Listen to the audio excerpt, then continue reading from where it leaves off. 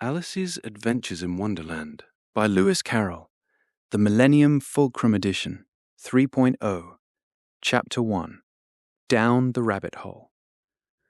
Alice was beginning to get very tired of sitting by her sister on the bank and of having nothing to do. Once or twice she had peeped into the book her sister was reading, but it had no pictures or conversations in it. And what is the use of a book, thought Alice, without pictures or conversations? So she was considering in her own mind, as well as she could, for the hot day made her feel very sleepy and stupid, whether the pleasure of making a daisy chain would be worth the trouble of getting up and picking the daisies, when suddenly a white rabbit with pink eyes ran close by her. There was nothing so very remarkable in that, nor did Alice think it so very much out of the way to hear the rabbit say to itself, oh dear, I shall be late." When she thought it over afterwards, it occurred to her that she ought to have wondered at this, but at the time it all seemed quite natural. But when the rabbit actually took a watch out of its waistcoat pocket and looked at it and then hurried on, Alice started to her feet, for it flashed across her mind that she had never before seen a rabbit with either a waistcoat pocket or a watch to take out of it, and burning with curiosity, she ran across the field after it, and fortunately was just in time to see it pop down a large rabbit hole under the hedge. In another moment, down went Alice after it, never once considering how in the world she was to get out again. The rabbit hole went straight on like a tunnel for some way, and then dipped suddenly down, so suddenly that Alice had not a moment to think about stopping herself before she found herself falling down a very deep well. Either the well was very deep or she fell very slowly, for she had plenty of time as she went down to look about her and to wonder what was going to happen next. First, she tried to look down and make out what she was coming to, but it was too dark to see anything. Then she looked at the sides of the well and noticed that they were filled with cupboards and bookshelves. Here and there she saw maps and pictures hung upon pegs. She took down a jar from one of the shelves as she passed. It was labeled orange marmalade, but to her great disappointment, it was empty. She did not like to drop the jar for fear of killing somebody underneath, so managed to put it into one of the cupboards as she fell past it. Well, thought Alice to herself, after such a fall as this, I shall think nothing of tumbling downstairs. How brave they'll all think me at home. Why, I wouldn't say anything about it, even if I fell off the top of the house, which was very likely true. Down, down, down, would the fall never come to an end? I wonder how many miles I've fallen by this time, she said aloud. I must be getting somewhere near the center of the earth. Let me see. That would be 4,000 miles down, I think. For you see, Alice had learnt several things of this sort in her lessons in the schoolroom, and though this was not a very good opportunity for showing off her knowledge, as there was no one to listen to her, still it was good practice to say it over. Yes, that's about the right distance. But then I wonder what latitude or longitude I've got to. Alice had no idea what latitude was, or longitude either, but thought they were nice, grand words to say. Presently she began again. I wonder if I shall fall right through the earth. How funny it'll seem to come out among the people that walk with their heads downward. The antipathies, I think. She was rather glad there was no one listening this time, as it didn't sound at all the right word. But I shall have to ask them what the name of the country is, you know. Please, ma'am, is this New Zealand or Australia? And she tried to curtsy as she spoke. Fancy curtsying as you're falling through the air. Do you think you could manage it? And what an ignorant little girl she'll think me for asking. No, it'll never do to ask. Perhaps I shall see it written up somewhere. Down, down, down. There was nothing else to do, so Alice soon began talking again. Dinah'll miss me very much tonight, I should think. Dinah was the cat. I hope they'll remember her saucer of milk at tea time. Dinah, my dear, I wish you were down here with me. There are no mice in the air, I'm afraid, but you might catch a bat. And that's very like a mouse, you know. But do cats eat bats, I wonder? And here Alice began to get rather sleepy and went on saying to herself, in a dreamy sort of way, do cats eat bats? Do cats eat bats? And sometimes, do bats eat cats? For, you see, as she couldn't answer either question, it didn't much matter which way she put it. She felt that she was dozing off, and had just begun to dream that she was walking hand in hand with Dinah and saying to her very earnestly, "Now, Dinah, tell me the truth. Did you ever eat a bat?" When suddenly, thump, thump, down she came upon a heap of sticks and dry leaves, and the fall was over. Alice was not a bit hurt, and she jumped up onto her feet in a moment. She looked up, but it was all dark overhead. Before her was another long passage, and the White Rabbit was still in sight, hurrying down it. There was not a moment to be lost. Away went Alice like the wind, and was just in time to hear it say, as it turned a corner, "Oh, my ears and whiskers, how late it's getting!" She was close behind it when she turned the corner, but the rabbit was no longer to be seen. She found herself in a long, low hall, which was lit up by a row of lamps hanging from the roof. There were doors all round the hall, but they were all locked, and when Alice had been all the way down one side and up the other, trying every door, she walked sadly down the middle, wondering how she was ever to get out again. Suddenly she came upon a little three-legged table, all made of solid glass. There was nothing on it except a tiny golden key, and Alice's first thought was that it might belong to one of the doors of the hall. But, alas, either the locks were too large or the key was too small, but at any rate it would not open any of them. However, on the second time round, she came upon a low curtain she had not noticed before, and behind it was a little door about 15 inches high. She tried the little golden key in the lock, and to her great delight, it fitted. Alice opened the door and found that it led into a small passage, not much larger than a rat hole. She knelt down and looked along the passage into the loveliest garden you ever saw. How she longed to get out of that dark hall and wander about among those beds of bright flowers and those cool fountains, but she could not even get her head through the doorway. And even if my head would go through, thought poor Alice, it would be of very little use without my shoulders. Oh, how I wish I could shut up like a telescope. I think I could, if I only knew how to begin. For, you see, so many out-of-the-way things had happened lately that Alice had begun to think that very few things indeed were really impossible. There seemed to be no use in waiting by the little door, so she went back to the table, half hoping she might find another key on it, or at any rate a book of rules for shutting people up like telescopes. This time she found a little bottle on it, which certainly was not here before, said Alice, and round the neck of the bottle was a paper label with the words, "Drink me," beautifully printed on it in large letters. It was all very well to say, "Drink me," but the wise little Alice was not going to do that in a hurry. "No, I'll look first," she said, "and see whether it's marked poison or not."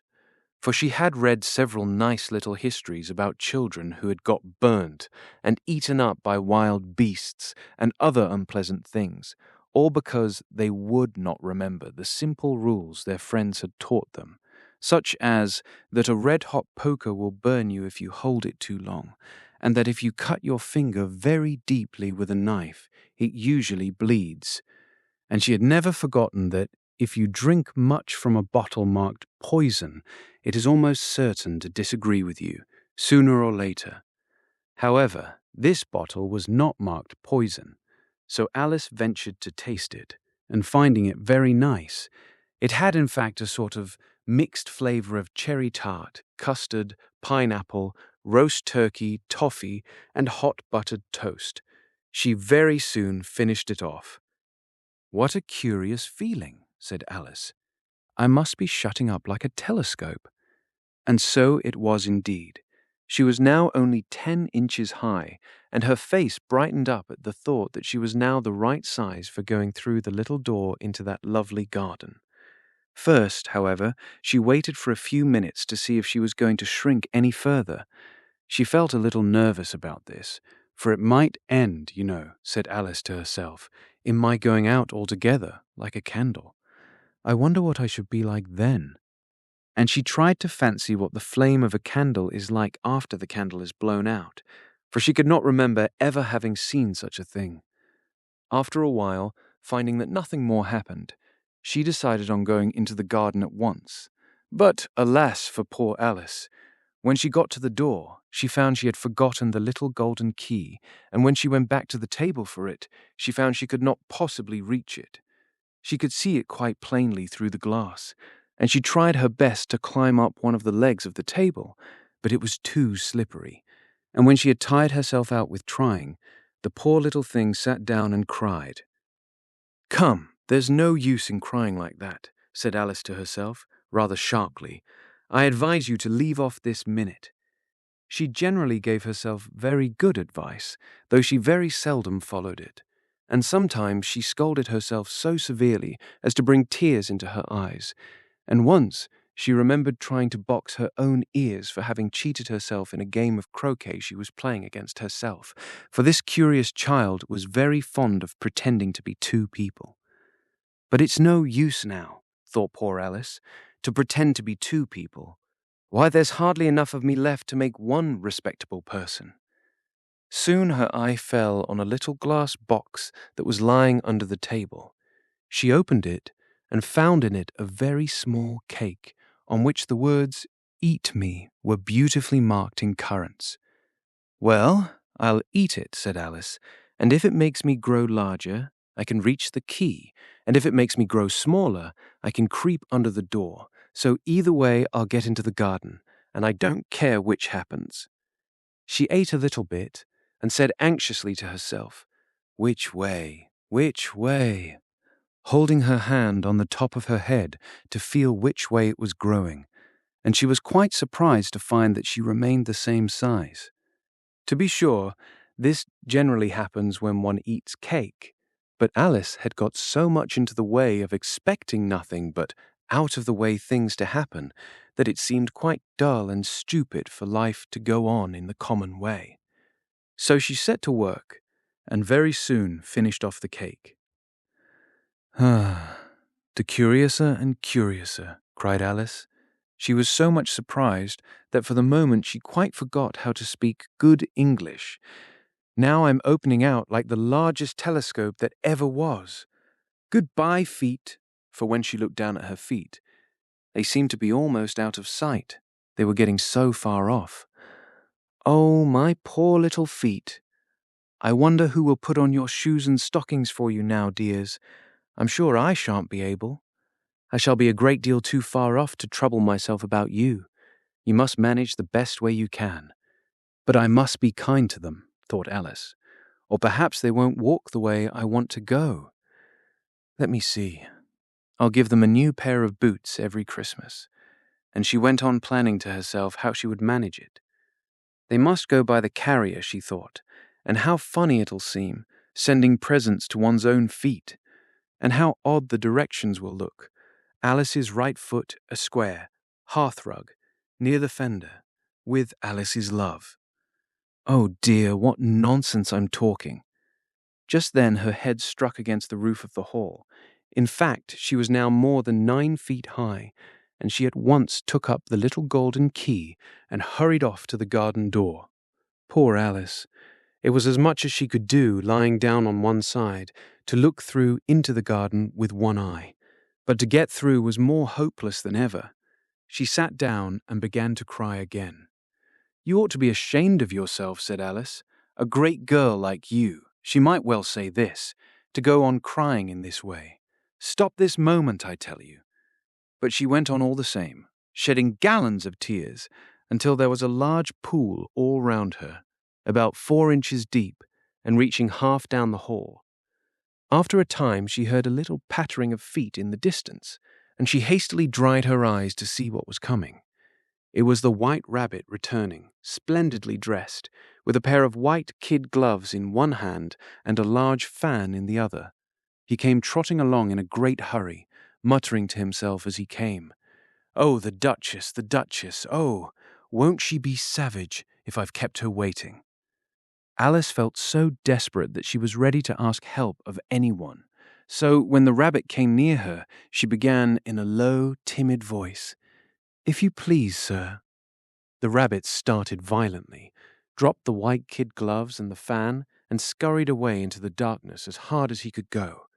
Alice took up the fan and gloves, and, as the hall was very hot, she kept fanning herself all the time she went on talking. "Dear, dear, how queer everything is today, and yesterday things went on just as usual. I wonder if I've been changed in the night. Let me think. Was I the same when I got up this morning? I almost think I can remember feeling a little different. But if I'm not the same, the next question is, who in the world am I?"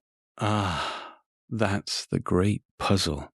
And she began thinking over all the children she knew that were of the same age as herself, to see if she could have been changed for any of them.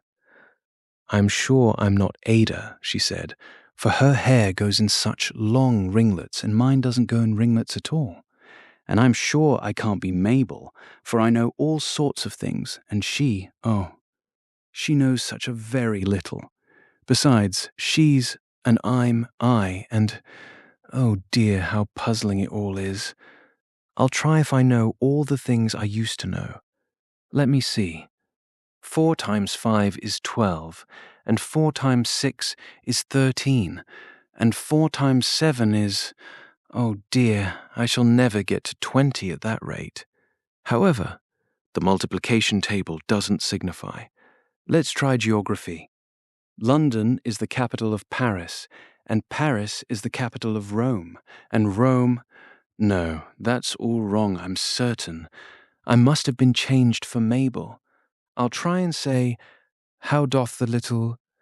And she crossed her hands on her lap as if she was saying lessons, and began to repeat it. But her voice sounded hoarse and strange, and the words did not come the same as they used to do. How doth the little crocodile improve his shining tail, and pour the waters of the Nile on every golden scale? How cheerfully he seems to grin, how neatly spread his claws, and welcome little fishes in with gently smiling jaws. I'm sure those are not the right words, said poor Alice, and her eyes filled with tears again as she went on. I must be Mabel, after all, and I shall have to go and live in that poky little house, and have next to no toys to play with, and oh, ever so many lessons to learn. No, I've made up my mind about it. If I'm Mabel, I'll stay down here. It'll be no use their putting their heads down and saying, "Come up again, dear." I shall only look up and say, "Who am I, then?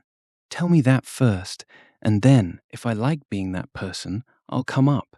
If not, I'll stay down here till I'm somebody else." "But, oh dear," cried Alice, with a sudden burst of tears, "I do wish they would put their heads down.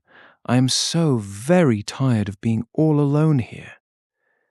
As she said this, she looked down at her hands and was surprised to see that she had put on one of the rabbit's little white kid gloves while she was talking. "How can I have done that?" she thought. "I must be growing small again." She got up and went to the table to measure herself by it, and found that, as nearly as she could guess, she was now about 2 feet high and was going on shrinking rapidly.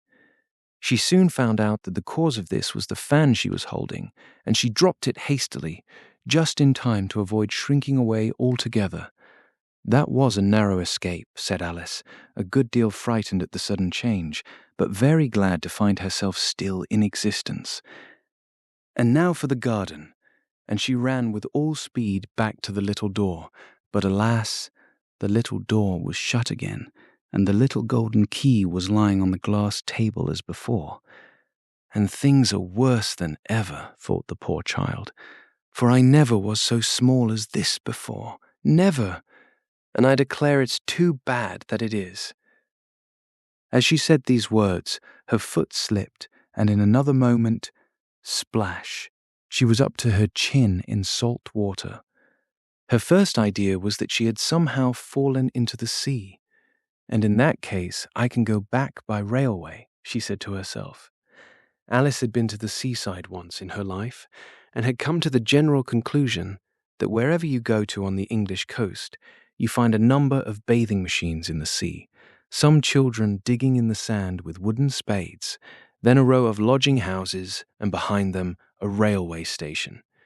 However, she soon made out that she was in the pool of tears which she had wept when she was 9 feet high. "I wish I hadn't cried so much," said Alice, as she swam about, trying to find her way out. "I shall be punished for it now, I suppose, by being drowned in my own tears. That will be a queer thing, to be sure. However, everything is queer today." Just then she heard something splashing about in the pool a little way off, and she swam nearer to make out what it was. At first she thought it must be a walrus or hippopotamus, but then she remembered how small she was now, and she soon made out that it was only a mouse that had slipped in like herself. Would it be of any use now, thought Alice, to speak to this mouse? Everything is so out of the way down here that I should think very likely it can talk. At any rate, there's no harm in trying. So she began, "Oh, mouse, do you know the way out of this pool? I am very tired of swimming about here. Oh, mouse." Alice thought this must be the right way of speaking to a mouse.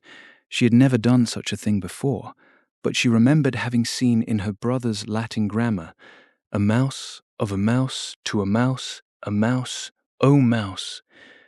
The mouse looked at her rather inquisitively, and seemed to her to wink with one of its little eyes, but it said nothing. "Perhaps it doesn't understand English," thought Alice. "I dare say it's a French mouse come over with William the Conqueror." For, with all her knowledge of history, Alice had no very clear notion how long ago anything had happened. So she began again. "Où est ma chatte?" which was the first sentence in her French lesson book. The mouse gave a sudden leap out of the water and seemed to quiver all over with fright. "Oh, I beg your pardon," cried Alice hastily, afraid that she had hurt the poor animal's feelings. "I quite forgot you didn't like cats."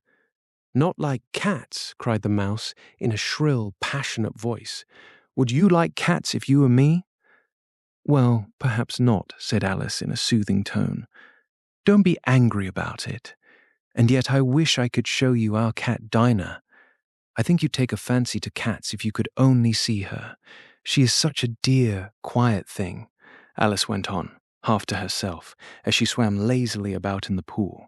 "And she sits purring so nicely by the fire, licking her paws and washing her face, and she's such a nice, soft thing to nurse, and she's such a capital one for catching mice." "Oh, I beg your pardon," cried Alice again, for this time the mouse was bristling all over, and she felt certain it must be really offended. "We won't talk about her any more, if you'd rather not." "We indeed," cried the mouse, who was trembling down to the end of his tail, "as if I would talk on such a subject. Our family always hated cats, nasty, low, vulgar things. Don't let me hear the name again." "I won't indeed," said Alice, in a great hurry to change the subject of conversation. Are you fond of dogs?" The mouse did not answer, so Alice went on eagerly. "There is such a nice little dog near our house I should like to show you. A little bright-eyed terrier, you know, with, oh, such long curly brown hair.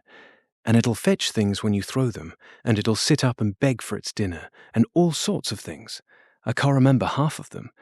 And it belongs to a farmer, you know. And he says it's so useful it's worth £100.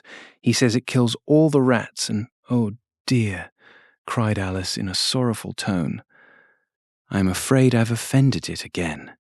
For the mouse was swimming away from her as hard as it could go and making quite a commotion in the pool as it went, so she called softly after it, "Mouse dear, do come back again, and we won't talk about cats or dogs either, if you don't like them." When the mouse heard this, It turned round and swam slowly back to her. Its face was quite pale, with passion, Alice thought, and it said in a low, trembling voice, "Let us get to the shore, and then I'll tell you my history, and you'll understand why it is I hate cats and dogs." It was high time to go, for the pool was getting quite crowded with the birds and animals that had fallen into it. There were a duck and a dodo, a lory and an eaglet, and several other curious creatures. Alice led the way, and the whole party swam to the shore. Chapter 3. A Caucus Race and a Long Tail. They were indeed a queer-looking party that assembled on the bank, the birds with draggled feathers, the animals with their fur clinging close to them, and all dripping wet, cross and uncomfortable. The first question, of course, was how to get dry again. They had a consultation about this, and after a few minutes it seemed quite natural to Alice to find herself talking familiarly with them, as if she had known them all her life. Indeed, she had quite a long argument with the lory, who at last turned sulky and would only say, "I am older than you and must know better," and this Alice would not allow, without knowing how old it was, and as the lory positively refused to tell its age, there was no more to be said. At last the mouse, who seemed to be a person of authority among them, called out, "Sit down, all of you, and listen to me. I'll soon make you dry enough." They all sat down at once, in a large ring, with the mouse in the middle. Alice kept her eyes anxiously fixed on it, for she felt sure she would catch a bad cold if she did not get dry very soon. "Ahem," said the mouse with an important air. "Are you all ready? This is the driest thing I know. Silence all round, if you please. William the Conqueror, whose cause was favoured by the Pope, was soon submitted to by the English, who wanted leaders, and had been of late much accustomed to usurpation and conquest. Edwin and Morcar, the Earls of Mercia and Northumbria—" "Ugh," said the lory with a shiver. "I beg your pardon," said the mouse, frowning, but very politely. "Did you speak?" "Not I," said the lory hastily. "I thought you did," said the mouse. "I proceed. Edwin and Morcar, the Earls of Mercia and Northumbria, declared for him, and even Stigand, the patriotic Archbishop of Canterbury, found it advisable." "Found what?" said the duck. "Found it," the mouse replied rather crossly. "Of course you know what it means." "I know what it means well enough when I find a thing," said the duck. "It's generally a frog or a worm. The question is, what did the Archbishop find?" The mouse did not notice this question, but hurriedly went on. "Found it advisable to go with Edgar Atheling to meet William and offer him the crown. William's conduct at first was moderate, but the insolence of his Normans—" "How are you getting on now, my dear?" it continued, turning to Alice as it spoke. "As wet as ever," said Alice in a melancholy tone. "It doesn't seem to dry me at all."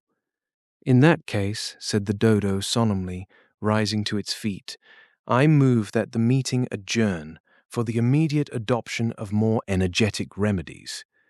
"Speak English," said the eaglet. "I don't know the meaning of half those long words, and what's more, I don't believe you do either." And the eaglet bent down its head to hide a smile. Some of the other birds tittered audibly. "What I was going to say," said the dodo in an offended tone, "was that the best thing to get us dry would be a caucus race." "What is a caucus race?" said Alice. Not that she wanted much to know, but the dodo had paused as if it thought that somebody ought to speak, and no one else seemed inclined to say anything. "Why," said the dodo, "the best way to explain it is to do it. And, as you might like to try the thing yourself, some winter day, I will tell you how the dodo managed it. First, it marked out a racecourse, in a sort of circle. The exact shape doesn't matter, it said. And then all the party were placed along the course, here and there. There was no 1, 2, 3 and away, but they began running when they liked, and left off when they liked, so that it was not easy to know when the race was over. However, when they had been running half an hour or so, and were quite dry again, the dodo suddenly called out, "The race is over!" And they all crowded round it, panting and asking, "But who has won?" This question the dodo could not answer without a great deal of thought, and it sat for a long time with one finger pressed upon its forehead, the position in which you usually see Shakespeare in the pictures of him, while the rest waited in silence. At last the dodo said, "Everybody has won, and all must have prizes. But who is to give the prizes?" Quite a chorus of voices asked. "Why, she, of course," said the dodo, pointing to Alice with one finger, and the whole party at once crowded round her, calling out in a confused way, "Prizes! Prizes!" Alice had no idea what to do, and in despair she put her hand in her pocket and pulled out a box of comfits. Luckily the salt water had not got into it, and handed them round as prizes. There was exactly one apiece all round. "But she must have a prize herself, you know," said the mouse. "Of course," the dodo replied very gravely. "What else have you got in your pocket?" he went on, turning to Alice. "Only a thimble," said Alice sadly. "Hand it over here," said the dodo. Then they all crowded round her once more, while the dodo solemnly presented the thimble, saying, "We beg your acceptance of this elegant thimble." And when it had finished this short speech, they all cheered. Alice thought the whole thing very absurd, but they all looked so grave that she did not dare to laugh, and as she could not think of anything to say, she simply bowed and took the thimble, looking as solemn as she could. The next thing was to eat the comfits. This caused some noise and confusion, as the large birds complained that they could not taste theirs, and the small ones choked and had to be patted on the back. However, it was over at last, and they sat down again in a ring and begged the mouse to tell them something more. "You promised to tell me your history, you know," said Alice, "and why it is you hate C and D," she added in a whisper, half afraid that it would be offended again. "Mine is a long and a sad tale," said the mouse, turning to Alice and sighing. "It is a long tale, certainly," said Alice, looking down with wonder at the mouse's tail. "But why do you call it sad?" And she kept on puzzling about it while the mouse was speaking, so that her idea of the tale was something like this. "Fury said to a mouse that he met in the house, 'Let us both go to law. I will prosecute you. Come, I'll take no denial. We must have a trial. For really this morning I've nothing to do.' Said the mouse to the cur, 'Such a trial, dear sir, with no jury or judge, would be wasting our breath.' 'I'll be judge, I'll be jury,' said cunning old Fury. 'I'll try the whole cause and condemn you to death.' 'You are not attending,' said the mouse to Alice severely. 'What are you thinking of?' 'I beg your pardon,' said Alice very humbly. 'You had got to the fifth bend, I think.' 'I had not,' cried the mouse, sharply and very angrily. 'A knot,' said Alice, always ready to make herself useful, and looking anxiously about her. 'Oh, do let me help to undo it.' 'I shall do nothing of the sort,' said the mouse, getting up and walking away. 'You insult me by talking such nonsense.' 'I didn't mean it,' pleaded poor Alice, 'but you're so easily offended, you know.' The mouse only growled in reply. 'Please come back and finish your story,' Alice called after it, and the others all joined in chorus. 'Yes, please do.' But the mouse only shook its head impatiently and walked a little quicker. 'What a pity it wouldn't stay,' sighed the Lory as soon as it was quite out of sight, and an old crab took the opportunity of saying to her daughter, 'Ah, my dear, let this be a lesson to you never to lose your temper.' 'Hold your tongue, Ma,' said the young crab, a little snappishly. 'You're enough to try the patience of an oyster.' 'I wish I had our Dinah here. I know I do,' said Alice aloud, addressing nobody in particular. 'She'd soon fetch it back.' 'And who is Dinah, if I might venture to ask the question?' said the Lory. Alice replied eagerly, for she was always ready to talk about her pet. 'Dinah's our cat, and she's such a capital one for catching mice you can think. And oh, I wish you could see her after the birds. Why, she'll eat a little bird as soon as look at it." This speech caused a remarkable sensation among the party. Some of the birds hurried off at once. One old magpie began wrapping itself up very carefully, remarking, "I really must be getting home. The night air doesn't suit my throat." And a canary called out in a trembling voice to its children, "Come away, my dears. It's high time you were all in bed." On various pretexts, they all moved off, and Alice was soon left alone. "I wish I hadn't mentioned Dinah," she said to herself in a melancholy tone. "Nobody seems to like her down here, and I'm sure she's the best cat in the world. Oh, my dear Dinah, I wonder if I shall ever see you any more." And here poor Alice began to cry again, for she felt very lonely and low-spirited. In a little while, however, she again heard a little pattering of footsteps in the distance, and she looked up eagerly, half hoping that the mouse had changed his mind and was coming back to finish his story. Chapter 4. The Rabbit Sends in a Little Bill. It was the White Rabbit, trotting slowly back again, and looking anxiously about as it went, as if it had lost something, and she heard it muttering to itself, "The Duchess! The Duchess! Oh, my dear paws! Oh, my fur and whiskers! She'll get me executed, as sure as ferrets are ferrets! Where can I have dropped them, I wonder?" Alice guessed in a moment that it was looking for the fan and the pair of white kid gloves, and she very good-naturedly began hunting about for them, but they were nowhere to be seen. Everything seemed to have changed since her swim in the pool, and the great hall, with the glass table and the little door, had vanished completely. Very soon the rabbit noticed Alice as she went hunting about, and called out to her in an angry tone, "Why, Mary Ann, what are you doing out here? Run home this moment, and fetch me a pair of gloves and a fan. Quick now!" And Alice was so much frightened that she ran off at once in the direction it pointed to, without trying to explain the mistake it had made. "He took me for his housemaid," she said to herself as she ran. "How surprised he'll be when he finds out who I am. But I'd better take him his fan and gloves, that is, if I can find them." As she said this, she came upon a neat little house, on the door of which was a bright brass plate with the name W. Rabbit engraved upon it. She went in without knocking and hurried upstairs in great fear lest she should meet the real Mary Ann and be turned out of the house before she had found the fan and gloves. "How queer it seems," Alice said to herself, "to be going messages for a rabbit. I suppose Dinah will be sending me on messages next." And she began fancying the sort of thing that would happen. "Miss Alice, come here directly and get ready for your walk." "Coming in a minute, nurse, but I've got to see that the mouse doesn't get out." "Only I don't think," Alice went on, "that they'd let Dinah stop in the house if it began ordering people about like that."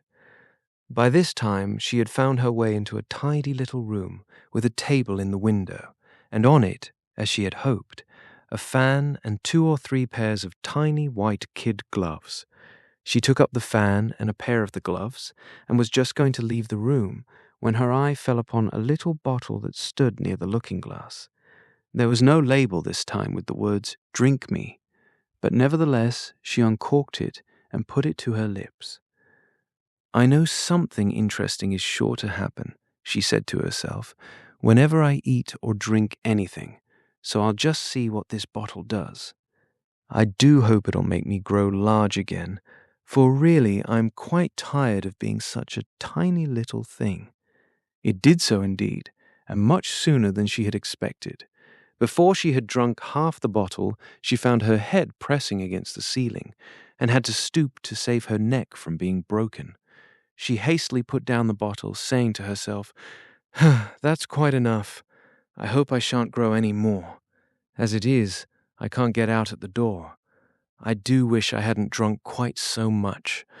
Alas, it was too late to wish that. She went on growing, and very soon had to kneel down on the floor. In another minute there was not even room for this, and she tried the effect of lying down with one elbow against the door and the other arm curled round her head. Still she went on growing, and, as a last resource, she put one arm out of the window and one foot up the chimney, and said to herself, "Now I can do no more, whatever happens. What will become of me?" Luckily for Alice, the little magic bottle had now had its full effect, and she grew no larger. Still, it was very uncomfortable, and as there seemed to be no sort of chance of her ever getting out of the room again, no wonder she felt unhappy. It was much pleasanter at home, thought poor Alice, when one wasn't always growing larger and smaller and being ordered about by mice and rabbits. I almost wish I hadn't gone down that rabbit hole. And yet, it's rather curious, this sort of life. I do wonder what can have happened to me. When I used to read fairy tales, I fancied that kind of thing never happened. And now here I am in the middle of one. There ought to be a book written about me, that there ought. And when I grow up, I'll write one. But I'm grown up now, she added in a sorrowful tone. At least there's no room to grow up any more here. But then, thought Alice, shall I never get any older than I am now? That'll be a comfort, one way. Never to be an old woman, but then always to have lessons to learn. Oh, I shouldn't like that. Oh, you foolish Alice, she answered herself. How can you learn lessons in here? Why, there's hardly room for you, and no room at all for any lesson books. And so she went on, taking first one side and then the other, and making quite a conversation of it altogether. But after a few minutes she heard a voice outside, and stopped to listen. "Mary Ann, Mary Ann," said the voice, "fetch me my gloves this moment." Then came a little pattering of feet on the stairs. Alice knew it was the rabbit coming to look for her, and she trembled till she shook the house, quite forgetting that she was now about 1,000 times as large as the rabbit, and had no reason to be afraid of it. Presently the rabbit came up to the door, and tried to open it, but, as the door opened inwards, and Alice's elbow was pressed hard against it, that attempt proved a failure. Alice heard it say to itself, "Then I'll go round and get in at the window." That you won't, thought Alice, and, after waiting till she fancied she heard the rabbit just under the window, she suddenly spread out her hand and made a snatch in the air. She did not get hold of anything, but she heard a little shriek and a fall, and a crash of broken glass, from which she concluded that it was just possible it had fallen into a cucumber frame, or something of the sort. Next came an angry voice, the rabbit's. "Pat, Pat, where are you?" And then a voice she had never heard before. "Sure, then, I'm here, digging for apples, your honour." "Digging for apples, indeed," said the rabbit angrily. "Here, come and help me out of this." Sounds of more broken glass. "Now tell me, Pat, what's that in the window?" "Sure, it's an arm, your honour." He pronounced it rum. "An arm, you goose. Whoever saw one that size? Why, it fills the whole window." "Sure, it does, your honour, but it's an arm for all that." "Well, it's got no business there, at any rate. Go and take it away." There was a long silence after this, and Alice could only hear whispers now and then, such as, "Sure, I don't like it, your honour, at all, at all. Do as I tell you, you coward." And at last she spread out her hand again and made another snatch in the air. This time there were 2 little shrieks and more sounds of broken glass. What a number of cucumber frames there must be, thought Alice. I wonder what they'll do next. As for pulling me out of the window, I only wish they could. I'm sure I don't want to stay in here any longer. She waited for some time without hearing anything more. At last came a rumbling of little cartwheels and the sound of a good many voices all talking together. She made out the words, "Where's the other ladder? Why, I hadn't to bring but one. Bill's got the other. Bill, fetch it here, lad. Here, put 'em up at this corner. No, tie 'em together first. They don't reach half high enough yet. Oh, they'll do well enough. Don't be particular. Here, Bill, catch hold of this rope. Will the roof bear? Mind that loose slate. Oh, it's coming down. Heads below. Now who did that? It was Bill, I fancy. Who's to go down the chimney? Nay, I shan't. You do it. That I won't, then. Bill's to go down. Here, Bill, the master says you're to go down the chimney. Oh, so Bill's got to come down the chimney, has he? Said Alice to herself. Shy, they seem to put everything upon Bill. I wouldn't be in Bill's place for a good deal. This fireplace is narrow, to be sure, but I think I can kick a little. She drew her foot as far down the chimney as she could, and waited till she heard a little animal, she couldn't guess of what sort it was, scratching and scrambling about in the chimney close above her. Then, saying to herself, "This is Bill," she gave one sharp kick and waited to see what would happen next. The first thing she heard was a general chorus of, "There goes Bill!" Then the rabbit's voice along, "Catch him, you by the hedge." Then silence, and then another confusion of voices. "Hold up his head! Brandy now! Don't choke him! How was it, old fellow? What happened to you? Tell us all about it." Last came a little feeble squeaking voice. "That's Bill," thought Alice. "Well, I hardly know. No more, thank ye. I'm better now, but I'm a deal too flustered to tell you. All I know is something comes at me like a jack-in-the-box, and up I goes like a skyrocket." "So you did, old fellow," said the others. "We must burn the house down," said the rabbit's voice, and Alice called out as loud as she could, "If you do, I'll set Dinah at you." There was a dead silence instantly, and Alice thought to herself, "I wonder what they will do next. If they had any sense, they'd take the roof off." After a minute or two, they began moving about again, and Alice heard the rabbit say, "A barrowful will do, to begin with."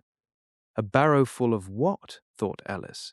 But she had not long to doubt, for the next moment a shower of little pebbles came rattling in at the window, and some of them hit her in the face. "I'll put a stop to this," she said to herself, and shouted out, "You better not do that again," which produced another dead silence. Alice noticed with some surprise that the pebbles were all turning into little cakes as they lay on the floor, and a bright idea came into her head. "If I eat one of these cakes," she thought, "it's sure to make some change in my size, and as it can't possibly make me larger, it must make me smaller, I suppose." So she swallowed one of the cakes, and was delighted to find that she began shrinking directly.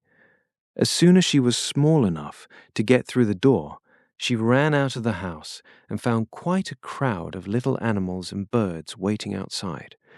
The poor little lizard, Bill, was in the middle, being held up by 2 guinea pigs who were giving it something out of a bottle.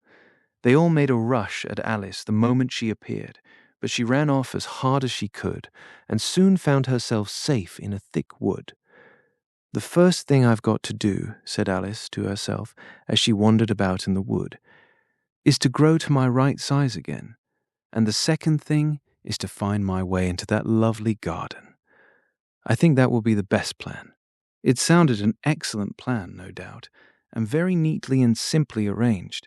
The only difficulty was that she had not the smallest idea how to set about it, and while she was peering about anxiously among the trees, a little sharp bark just over her head made her look up in a great hurry. An enormous puppy was looking down at her with large round eyes, and feebly stretching out one paw, trying to touch her. "Poor little thing," said Alice, in a coaxing tone, and she tried hard to whistle to it, that she was terribly frightened all the time at the thought that it might be hungry, in which case it would be very likely to eat her up, in spite of all her coaxing. Hardly knowing what she did, she picked up a little bit of stick and held it out to the puppy, whereupon the puppy jumped into the air off all its feet at once, with a yelp of delight, and rushed at the stick and made believe to worry it. Then Alice dodged behind a great thistle to keep herself from being run over, and the moment she appeared on the other side, the puppy made another rush at the stick and tumbled head over heels in its hurry to get hold of it. Then Alice, thinking it was very like having a game of play with a cart horse, and expecting every moment to be trampled under its feet, ran round the thistle again. Then the puppy began a series of short charges at the stick, running a very little way forwards each time and a long way back, and barking hoarsely all the while, till at last it sat down a good way off, panting, with its tongue hanging out of its mouth, and its great eyes half shut. This seemed to Alice a good opportunity for making her escape, so she set off at once and ran till she was quite tired and out of breath, until the puppy's bark sounded quite faint in the distance. "And yet what a dear little puppy it was," said Alice, as she leant against a buttercup to rest herself, and fanned herself with one of the leaves. "I should have liked teaching it tricks very much, if I'd only been the right size to do it. Oh dear, I'd nearly forgotten that I've got to grow up again. Let me see, how is it to be managed? I suppose I ought to eat or drink something or other, but the great question is what?" The great question certainly was what. Alice looked all round her at the flowers and the blades of grass, but she did not see anything that looked like the right thing to eat or drink under the circumstances. There was a large mushroom growing near her, about the same height as herself, and when she had looked under it, and on both sides of it, and behind it, it occurred to her that she might as well look and see what was on the top of it. She stretched herself up on tiptoe and peeped over the edge of the mushroom, and her eyes immediately met those of a large blue caterpillar that was sitting on the top with its arms folded, quietly smoking a long hookah, and taking not the smallest notice of her or of anything else. Chapter 5. Advice from a Caterpillar. The caterpillar and Alice looked at each other for some time in silence. At last, the caterpillar took the hookah out of its mouth and addressed her in a languid, sleepy voice. "Who are you?" said the caterpillar. This was not an encouraging opening for a conversation. Alice replied, rather shyly, I hardly know, sir, just at present. At least, I know who I was when I got up this morning, but I think I must have been changed several times since then." "What do you mean by that?" said the caterpillar sternly. "Explain yourself." "I can't explain myself, I'm afraid, sir," said Alice, "because I'm not myself, you see." "I don't see," said the caterpillar. "I'm afraid I can't put it more clearly," Alice replied very politely, "for I can't understand it myself to begin with, and being so many different sizes in a day is very confusing." "It isn't," said the caterpillar. "Well, perhaps you haven't found it so yet," said Alice, "but when you have to turn into a chrysalis, you will some day, you know, and then, after that, into a butterfly, I should think you'll feel it a little queer, won't you?" "Not a bit," said the caterpillar. "Well, perhaps your feelings may be different," said Alice.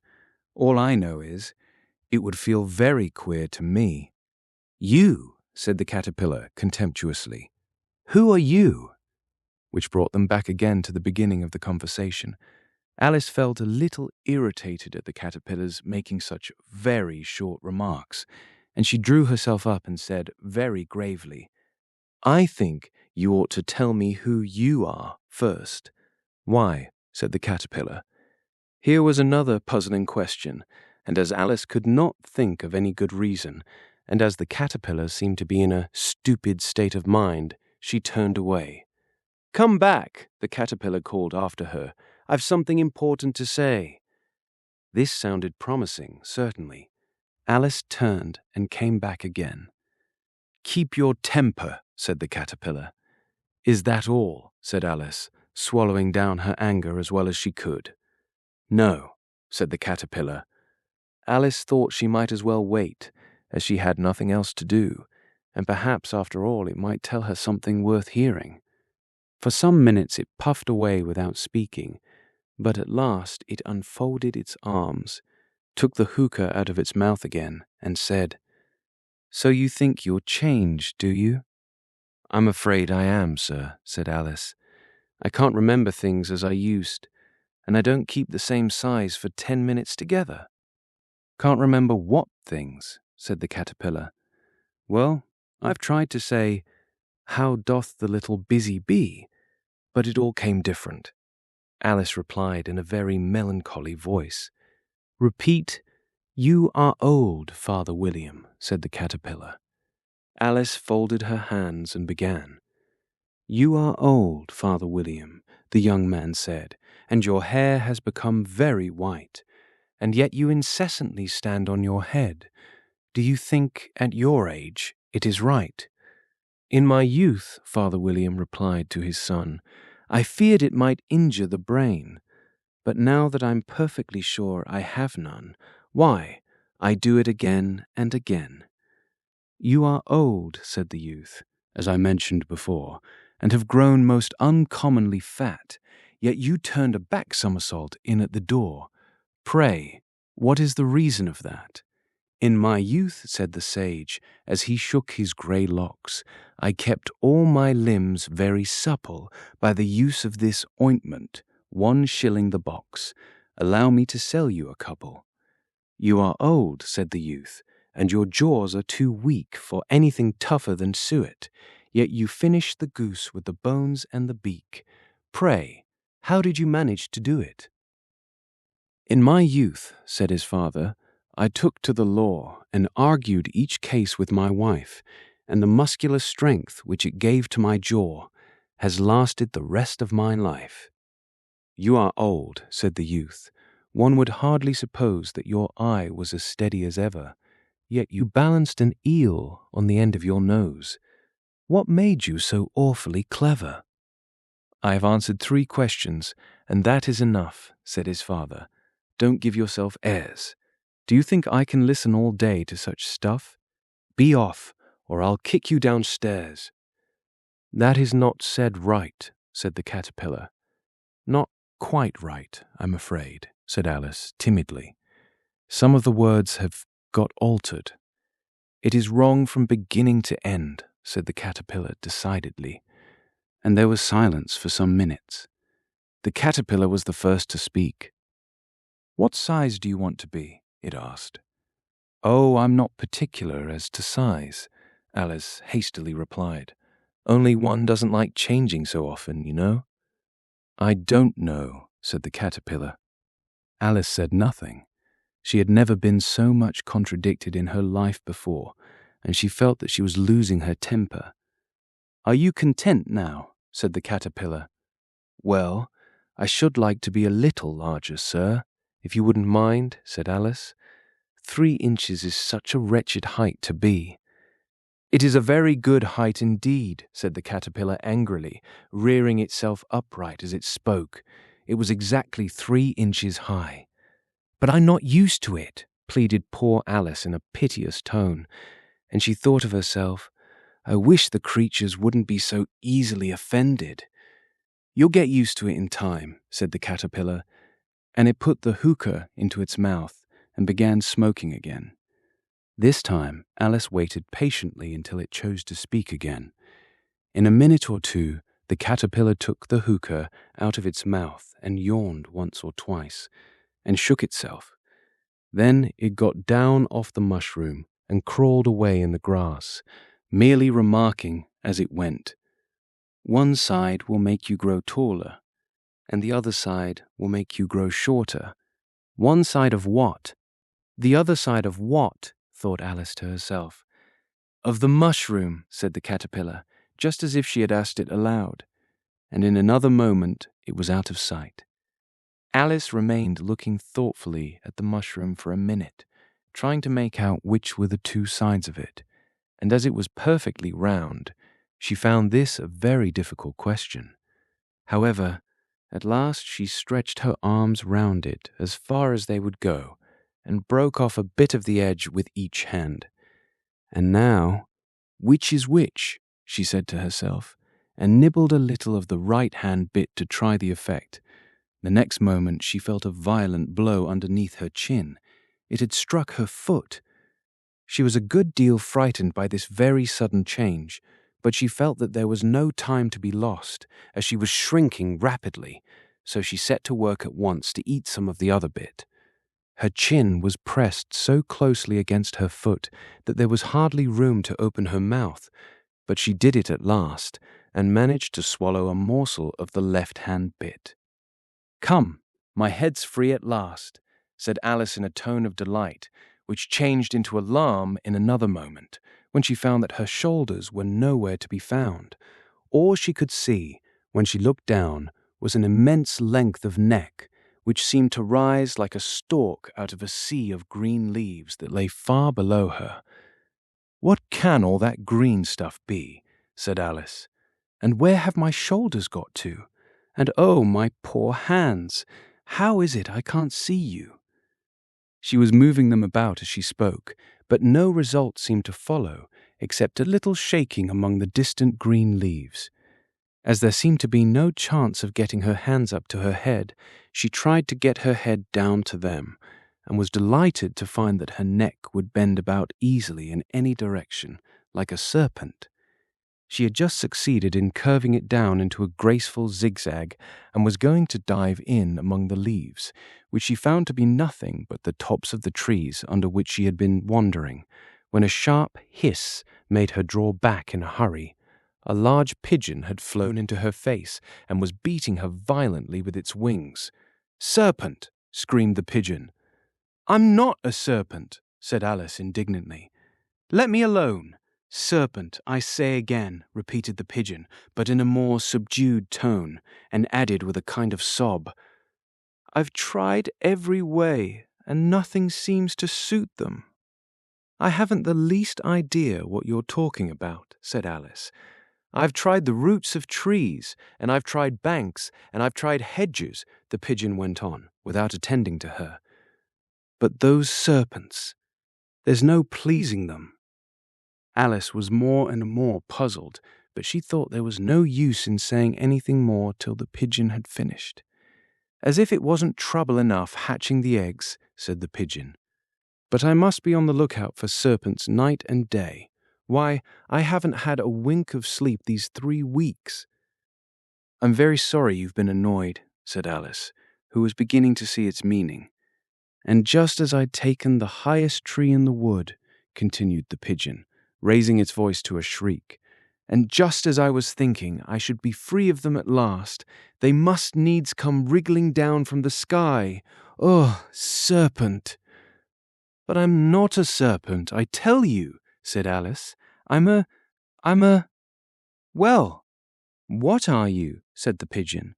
"I can see you're trying to invent something." I'm a little girl," said Alice, rather doubtfully, as she remembered the number of changes she had gone through that day. "A likely story indeed," said the pigeon in a tone of the deepest contempt. "I've seen a good many little girls in my time, but never one with such a neck as that. No, no, you're a serpent, and there's no use denying it.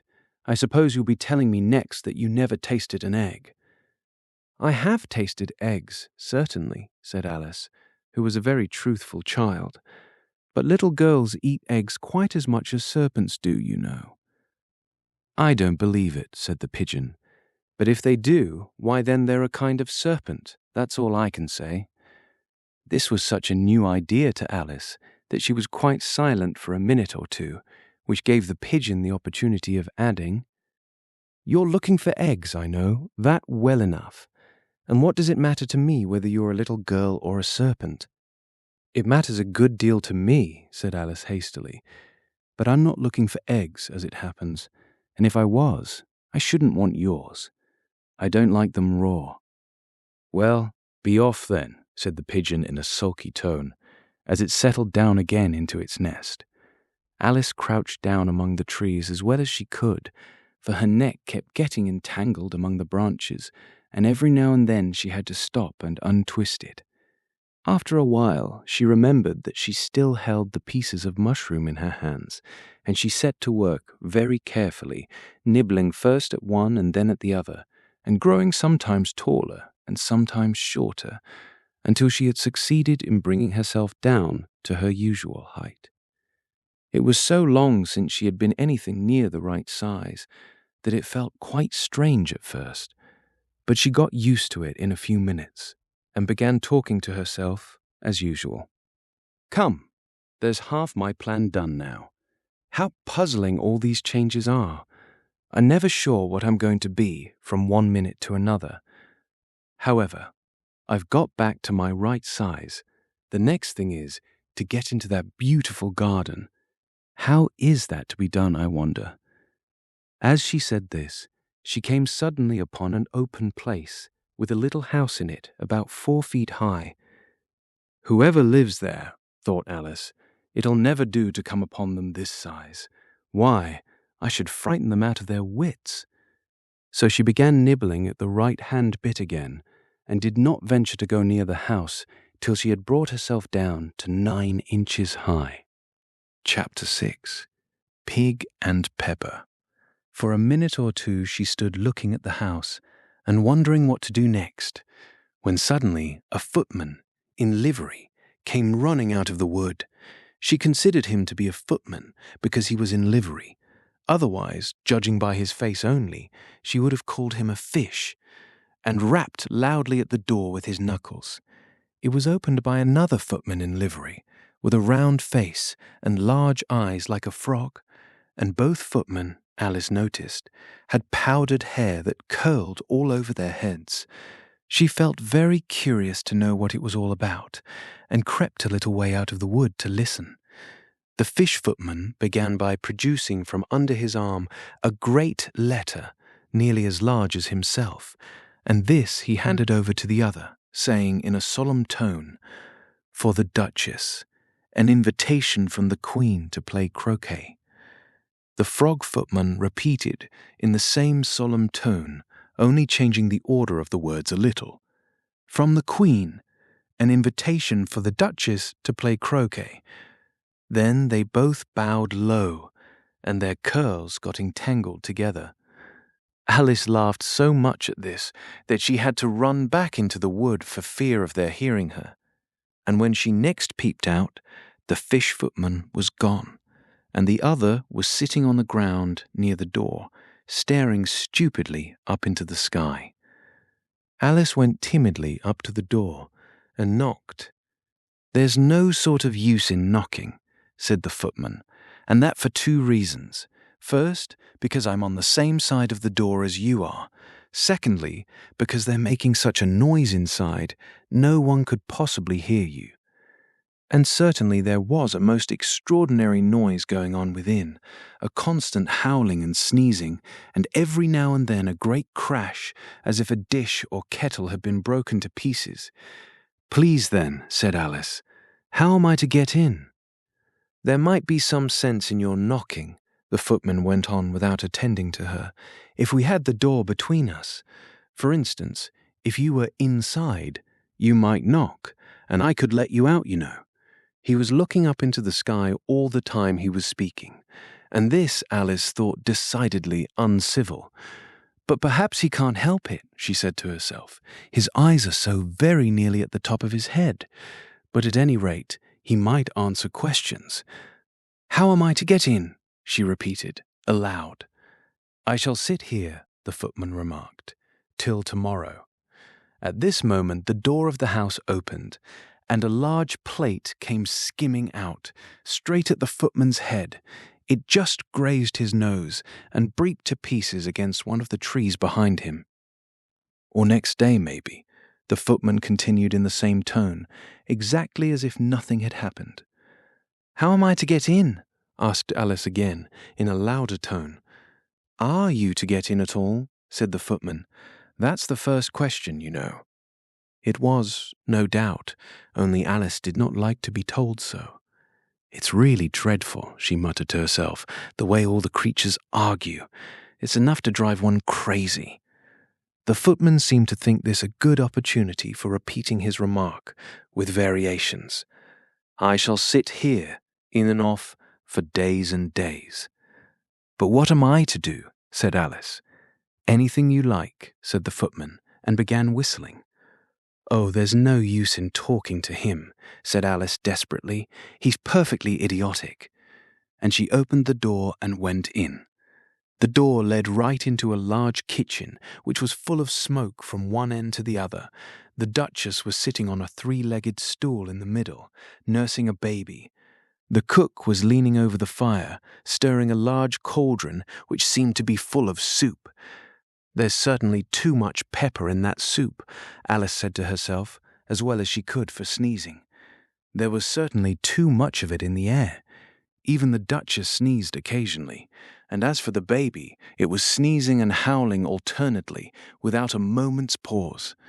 The only things in the kitchen that did not sneeze were the cook and a large cat which was sitting on the hearth and grinning from ear to ear. "Please would you tell me," said Alice, a little timidly, for she was not quite sure whether it was good manners for her to speak first, "why your cat grins like that?" "It's a Cheshire Cat," said the Duchess, "and that's why." "Pig."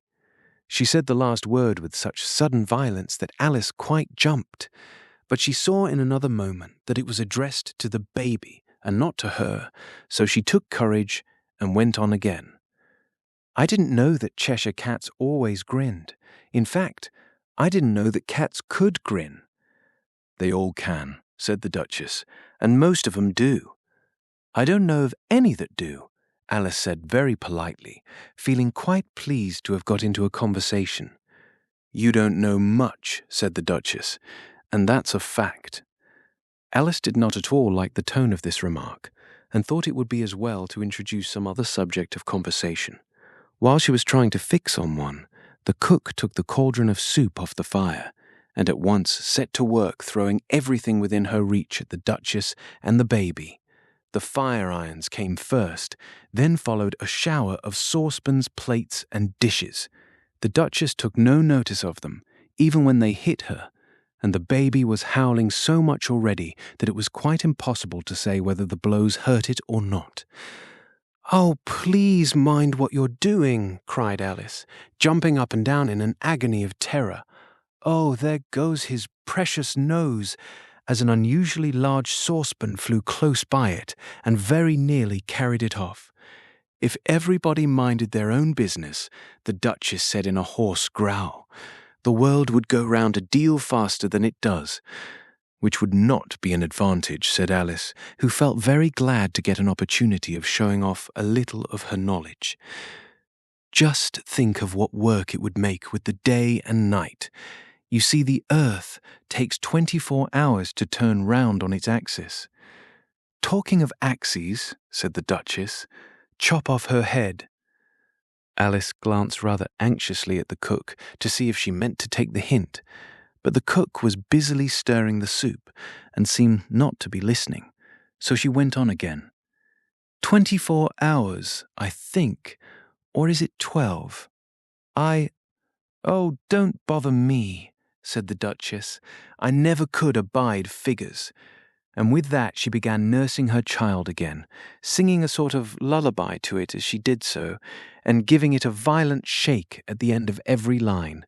"Speak roughly to your little boy, and beat him when he sneezes. He only does it to annoy, because he knows it teases." Chorus, in which the cook and the baby joined. "Well, well, well." While the Duchess sang the second verse of the song, she kept tossing the baby violently up and down, and the poor little thing howled so that Alice could hardly hear the words. "I speak severely to my boy. I beat him when he sneezes, for he can thoroughly enjoy the pepper when he pleases." Chorus. "Well, well, well. Here, you may nurse it a bit if you like," the Duchess said to Alice, flinging the baby at her as she spoke. "I must go and get ready to play croquet with the Queen." And she hurried out of the room. The cook threw a frying pan after her as she went out, but it just missed her. Alice caught the baby with some difficulty, as it was a queer-shaped little creature, and held out its arms and legs in all directions, just like a starfish, thought Alice. The poor little thing was snorting like a steam engine when she caught it, and kept doubling itself up and straightening itself out again, so that altogether, for the first minute or two, it was as much as she could do to hold it. As soon as she had made out the proper way of nursing it, which was to twist it up into a sort of knot and then keep tight hold of its right ear and left foot so as to prevent its undoing itself. She carried it out into the open air. "If I don't take this child away with me," thought Alice, "they're sure to kill it in a day or two. Wouldn't it be murder to leave it behind?" She said the last words out loud, and the little thing grunted in reply. It had left off sneezing by this time. "Don't grunt," said Alice. "That's not at all a proper way of expressing yourself." The baby grunted again, and Alice looked very anxiously into its face to see what was the matter with it. There could be no doubt that it had a very turn-up nose, much more like a snout than a real nose. Also, its eyes were getting extremely small for a baby. Altogether, Alice did not like the look of the thing at all. But perhaps it was only sobbing, she thought, and looked into its eyes again to see if there were any tears. No, there were no tears. "If you're going to turn into a pig, my dear," said Alice seriously, "I'll have nothing more to do with you. Mind now." The poor little thing sobbed again, or grunted, it was impossible to say which, and they went on for some while in silence. Alice was just beginning to think to herself, "Now, what am I to do with this creature when I get it home?" when it grunted again so violently that she looked down into its face in some alarm. This time there could be no mistake about it.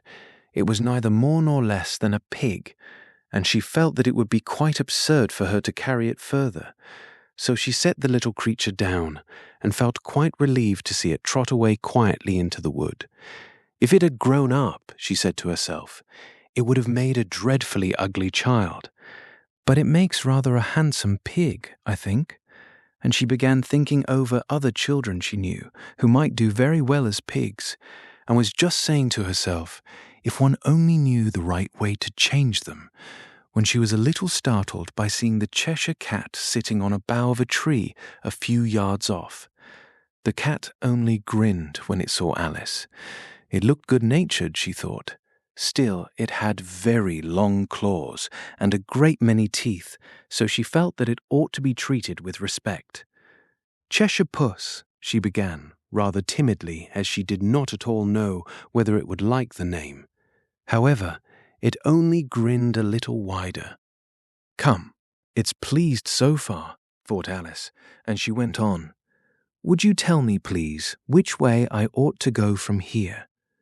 "That depends a good deal on where you want to get to," said the cat. "I don't much care where," said Alice. "Then it doesn't matter which way you go," said the cat. "So long as I get somewhere," Alice added as an explanation. "Oh, you're sure to do that," said the cat, "if you only walk long enough." Alice felt that this could not be denied, so she tried another question. "What sort of people live about here?"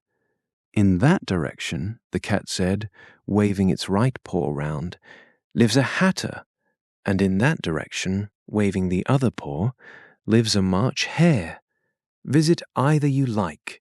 They're both mad."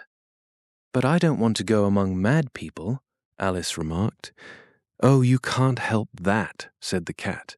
"We're all mad here. I'm mad, you're mad." "How do you know I'm mad?" said Alice.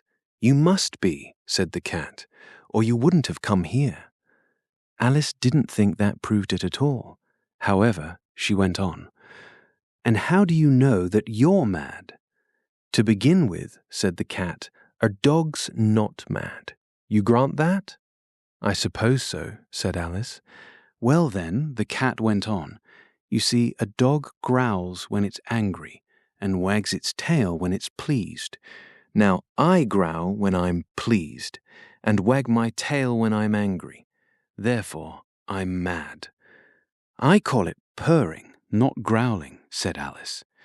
"Call it what you like," said the cat. "Do you play croquet with the Queen today?"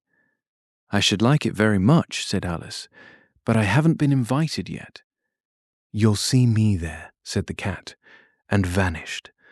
Alice was not much surprised at this. She was getting so used to queer things happening. While she was looking at the place where it had been, it suddenly appeared again. "By the by, what became of the baby?" said the cat. "I'd nearly forgotten to ask." "It turned into a pig," Alice quietly said, just as if it had come back in a natural way. "I thought it would," said the cat, and vanished again. Alice waited a little, half expecting to see it again, but it did not appear, and after a minute or two she walked on in the direction in which the March Hare was said to live. "I've seen hatters before," she said to herself.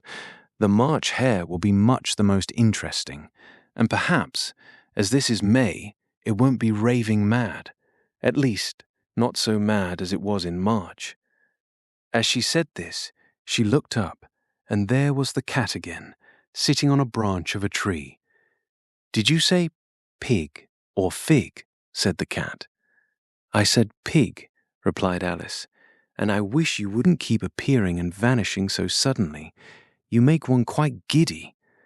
"All right," said the cat, and this time it vanished quite slowly, beginning with the end of the tail and ending with the grin, which remained some time after the rest of it had gone. "Well, I've often seen a cat without a grin," thought Alice, "but a grin without a cat. It's the most curious thing I ever saw in my life." She had not gone much farther before she came in sight of the house of the March Hare. She thought it must be the right house, because the chimneys were shaped like ears, and the roof was thatched with fur. It was so large a house that she did not like to go nearer till she had nibbled some more of the left-hand bit of mushroom, and raised herself to about 2 feet high. Even then, she walked up towards it rather timidly, saying to herself, "Suppose it should be raving mad after all. I almost wish I'd gone to see the Hatter instead." Chapter 7. A Mad Tea Party. There was a table set out under a tree in front of the house, and the March Hare and the Hatter were having tea at it. A dormouse was sitting between them, fast asleep, and the other two were using it as a cushion, resting their elbows on it, and talking over its head. Very uncomfortable for the dormouse, thought Alice, only, as it's asleep, I suppose it doesn't mind. The table was a large one, but the three were all crowded together at one corner of it. "No room, no room," they cried out when they saw Alice coming. "There's plenty of room," said Alice indignantly, and she sat down in a large armchair at one end of the table.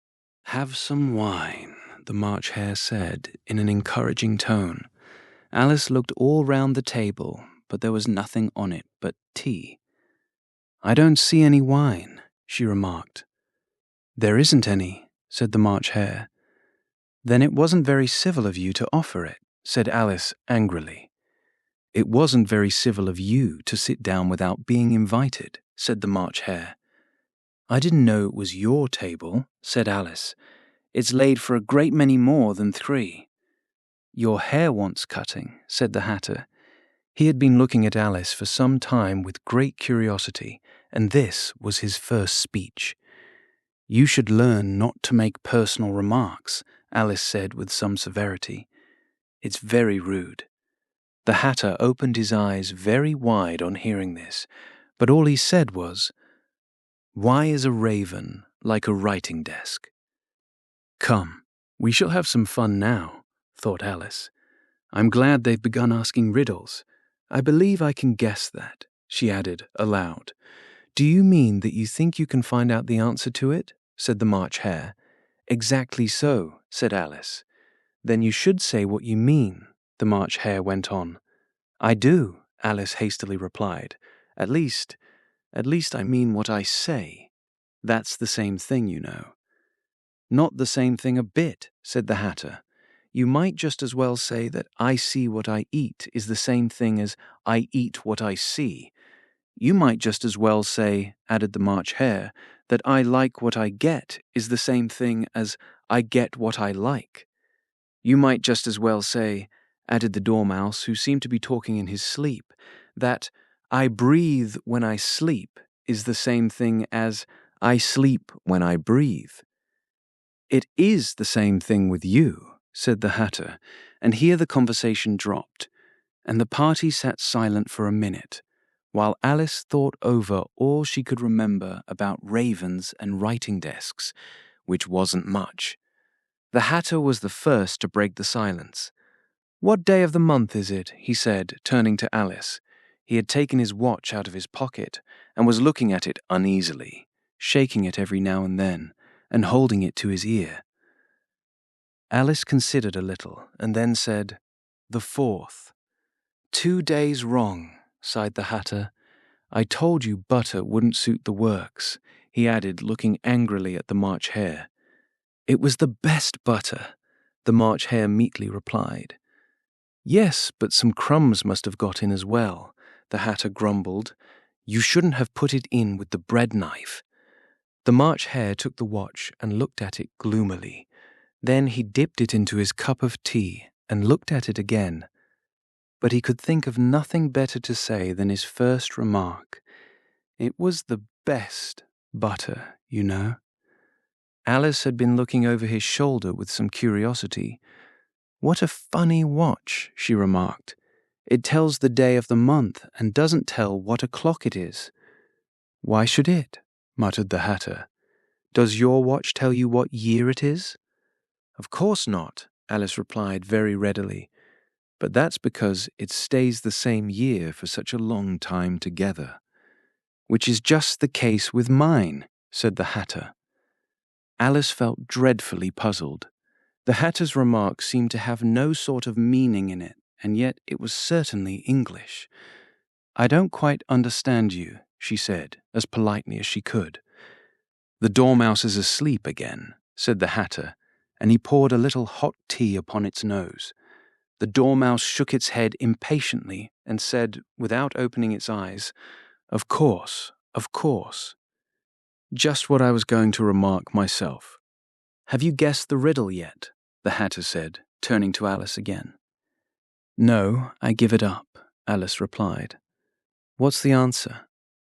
"I haven't the slightest idea," said the Hatter. "Nor I," said the March Hare. Alice sighed wearily. "I think you might do something better with the time," she said, "than waste it in asking riddles that have no answers." "If you knew time as well as I do," said the Hatter, "you wouldn't talk about wasting it. It's him." "I don't know what you mean," said Alice. "Of course you don't," the Hatter said, tossing his head contemptuously. "I dare say you never even spoke to time." "Perhaps not," Alice cautiously replied. "But I know I have to beat time when I learn music." "Ah, that accounts for it," said the Hatter. "He won't stand beating. Now, if you only kept on good terms with him, he'd do almost anything you liked with the clock. For instance, suppose it were 9 o'clock in the morning, just time to begin lessons. You'd only have to whisper a hint to time, and round goes the clock in a twinkling. 1:30, time for dinner. I only wish it was, the March Hare said to itself in a whisper. That would be grand, certainly, said Alice thoughtfully. But then, I shouldn't be hungry for it, you know. Not at first, perhaps, said the Hatter, but you could keep it to 1:30 as long as you liked. Is that the way you manage? Alice asked. The Hatter shook his head mournfully. Not I, he replied. We quarrelled last March, just before he went mad, you know, pointing with his teaspoon at the March Hare. It was at the great concert given by the Queen of Hearts, and I had to sing Twinkle, Twinkle, Little Bat, How I Wonder What You're At. You know the song, perhaps? I've heard something like it, said Alice. It goes on, you know, the Hatter continued, in this way. Up above the world you fly, like a tea tray in the sky. Twinkle, twinkle. Here the Dormouse shook itself and began singing in its sleep. Twinkle, twinkle, twinkle, twinkle, and went on so long that they had to pinch it to make it stop. Well, I'd hardly finished the first verse, said the Hatter, when the Queen jumped up and bawled out, He's murdering the time! Off with his head! How dreadfully savage! Exclaimed Alice, And ever since that, the Hatter went on in a mournful tone, he won't do a thing I ask. It's always 6 o'clock now. A bright idea came into Alice's head.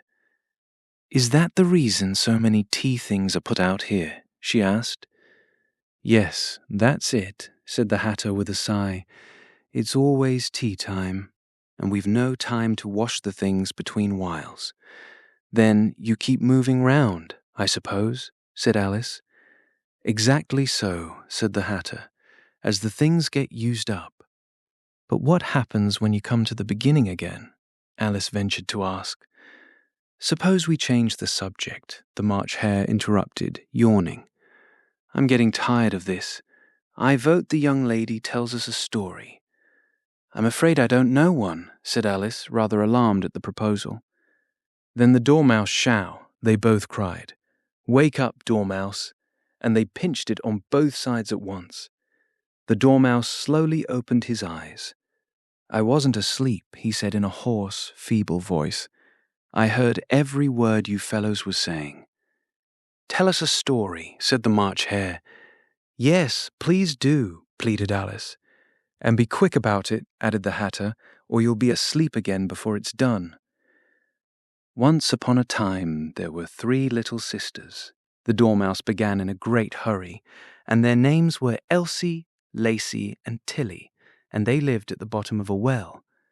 What did they live on? Said Alice, who always took a great interest in questions of eating and drinking.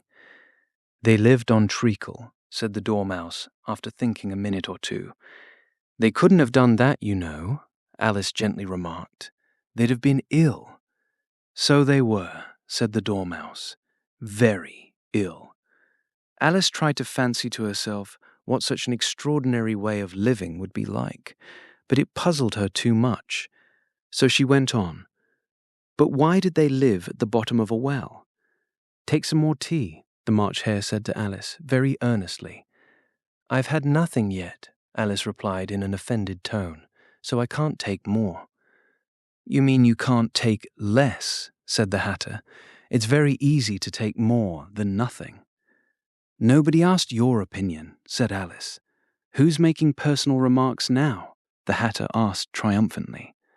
Alice did not quite know what to say to this, so she helped herself to some tea and bread and butter, and then turned to the Dormouse and repeated her question. Why did they live at the bottom of a well? The Dormouse again took a minute or two to think about it, and then said, it was a treacle well. There's no such thing. Alice was beginning very angrily, but the Hatter and the March Hare went shh, and the Dormouse sulkily remarked, if you can't be civil, you'd better finish the story for yourself. No, please go on, Alice said very humbly. I won't interrupt again. I dare say there may be one. One indeed, said the Dormouse indignantly. However, he consented to go on. And so these 3 little sisters, they were learning to draw, you know. What did they draw? Said Alice, quite forgetting her promise. Treacle, said the Dormouse, without considering at all this time. I want a clean cup, interrupted the Hatter. Let's all move one place on. He moved on as he spoke, and the Dormouse followed him. The March Hare moved into the Dormouse's place, and Alice rather unwillingly took the place of the March Hare. The Hatter was the only one who got any advantage from the change, and Alice was a good deal worse off than before, as the March Hare had just upset the milk jug into his plate. Alice did not wish to offend the Dormouse again, so she began very cautiously. But I don't understand. Where did they draw the treacle from? You can draw water out of a water well, said the Hatter, so I should think you could draw treacle out of a treacle well. Eh? Stupid? But they were in the well, Alice said to the Dormouse, not choosing to notice this last remark. Of course they were, said the Dormouse, well in.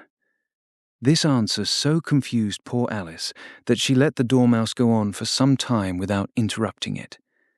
They were learning to draw, the Dormouse went on, yawning and rubbing its eyes, for it was getting very sleepy. and they drew all manner of things. Everything that begins with an M. "Why with an M?" said Alice. "Why not?" said the March Hare. Alice was silent. The Dormouse had closed its eyes by this time and was going off into a doze, but on being pinched by the Hatter, it woke up again with a little shriek and went on, "That begins with an M, such as mousetraps and the moon and memory and muchness. You know you say things are much of a muchness. Did you ever see such a thing as a drawing of a muchness?" "Really? Now you ask me," said Alice, very much confused.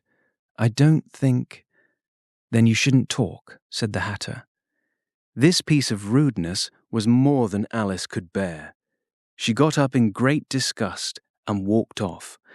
The Dormouse fell asleep instantly, and neither of the others took the least notice of her going, though she looked back once or twice, half hoping that they would call after her.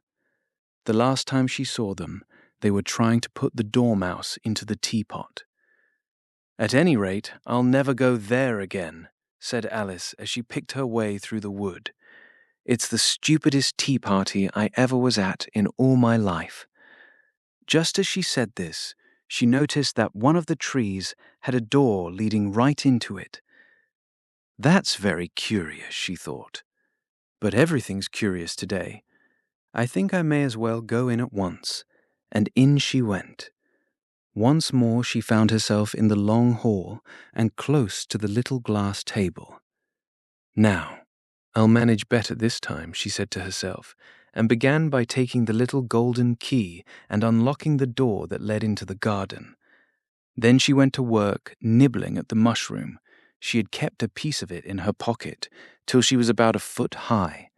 Then she walked down the little passage, and then she found herself at last in the beautiful garden, among the bright flower beds and the cool fountains. Chapter 8. The Queen's Croquet Ground. A large rose tree stood near the entrance of the garden. The roses growing on it were white, but there were 3 gardeners at it, busily painting them red. Alice thought this a very curious thing, and she went nearer to watch them. And just as she came up to them, she heard one of them say, "Look out now, Five. Don't go splashing paint over me like that." "I couldn't help it," said Five, in a sulky tone. "Seven jogged my elbow." On which Seven looked up and said, "That's right, Five. Always lay the blame on others."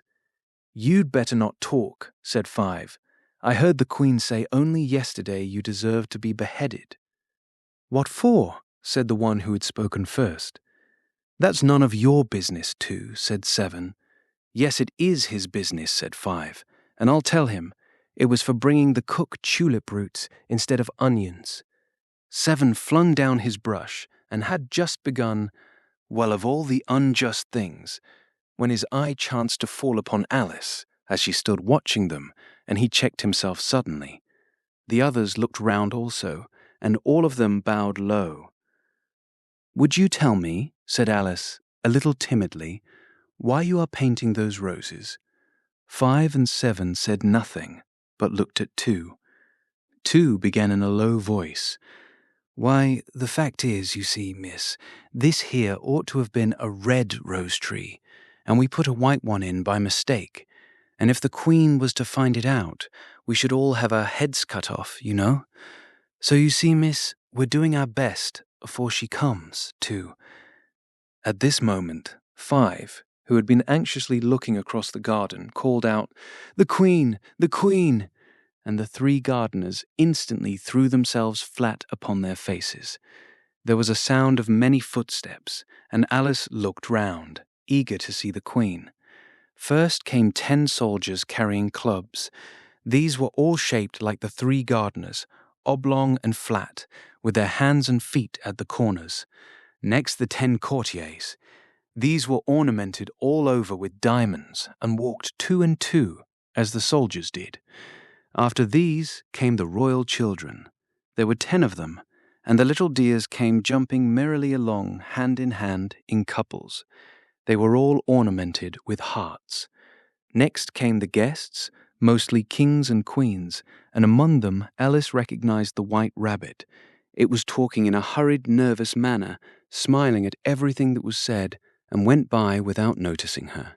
Then followed the Knave of Hearts, carrying the king's crown on a crimson velvet cushion, and, last of all this grand procession, came the King and Queen of Hearts. Alice was rather doubtful whether she ought not to lie down on her face like the three gardeners, but she could not remember ever having heard of such a rule at processions. And besides, what would be the use of a procession, thought she, if people had all to lie down upon their faces so that they couldn't see it? So she stood still where she was and waited. When the procession came opposite to Alice, they all stopped and looked at her, and the Queen said severely, "Who is this?" She said it to the Knave of Hearts, who only bowed and smiled in reply. "Idiot," said the Queen, tossing her head impatiently, and turning to Alice, she went on, "What's your name, child?" "My name is Alice, so please your Majesty," said Alice, very politely, but she added to herself, "Why, they're only a pack of cards, after all. I needn't be afraid of them." "And who are these?" said the Queen, pointing to the three gardeners who were lying round the rose tree, for you see, as they were lying on their faces, and the pattern on their backs was the same as the rest of the pack, she could not tell whether they were gardeners, or soldiers, or courtiers, or three of her own children. "How should I know?" said Alice, surprised at her own courage. "It's no business of mine." The Queen turned crimson with fury, and, after glaring at her for a moment like a wild beast, screamed, "Off with her head! Off!" "Nonsense," said Alice very loudly and decidedly, and the Queen was silent. The King laid his hand upon her arm and timidly said, "Consider, my dear, she is only a child." The Queen turned angrily away from him and said to the Knave, "Turn them over." The Knave did so, very carefully, with one foot. "Get up," said the Queen in a shrill, loud voice, and the three gardeners instantly jumped up and began bowing to the King, the Queen, the royal children, and everybody else. "Leave off that," screamed the Queen. "You make me giddy." And then, turning to the rose tree, she went on, "What have you been doing here?" "May it please your Majesty," said two in a very humble tone, going down on one knee as he spoke, "we were trying—" "I see," said the Queen, who had meanwhile been examining the roses. "Off with their heads." And the procession moved on, three of the soldiers remaining behind to execute the unfortunate gardeners, who ran to Alice for protection. "You shan't be beheaded," said Alice, and she put them into a large flower pot that stood near. The three soldiers wandered about for a minute or two, looking for them, and then quietly marched off after the others. "Are their heads off?" shouted the Queen. "Their heads are gone, if it please your Majesty," the soldiers shouted in reply. "That's right," shouted the Queen. "Can you play croquet?" The soldiers were silent, and looked at Alice, as the question was evidently meant for her. "Yes," shouted Alice. "Come on then," roared the Queen, and Alice joined the procession, wondering very much what would happen next. It's a very fine day," said a timid voice at her side. She was walking by the white rabbit, who was peeping anxiously into her face. "Very," said Alice. "Where's the Duchess?" "Hush, hush," said the rabbit in a low, hurried tone. He looked anxiously over his shoulder as he spoke, and then raised himself upon tiptoe, put his mouth close to her ear, and whispered, "She's under sentence of execution." "What for?" said Alice. "Did you say, 'what a pity'?" the rabbit asked. "No, I didn't," said Alice. "I don't think it's at all a pity. I said, 'what for?'" "She boxed the Queen's ears," the rabbit began. Alice gave a little scream of laughter. "Oh, hush!" the rabbit whispered in a frightened tone. "The Queen will hear you." You see, she came rather late, and the Queen said, "Get to your places," shouted the Queen in a voice of thunder, and people began running about in all directions, tumbling up against each other. However, they got settled down in a minute or two, and the game began. Alice thought she had never seen such a curious croquet ground in her life. It was all ridges and furrows. The balls were live hedgehogs, the mallets live flamingos, and the soldiers had to double themselves up and to stand on their hands and feet to make the arches. The chief difficulty Alice found at first was in managing her flamingo. She succeeded in getting its body tucked away, comfortably enough, under her arm, with its legs hanging down, but generally, just as she had got its neck nicely straightened out and was going to give the hedgehog a blow with its head, it would twist itself round and look up in her face with such a puzzled expression that she could not help bursting out laughing. And when she had got its head down and was going to begin again, it was very provoking to find that the hedgehog had unrolled itself and was in the act of crawling away.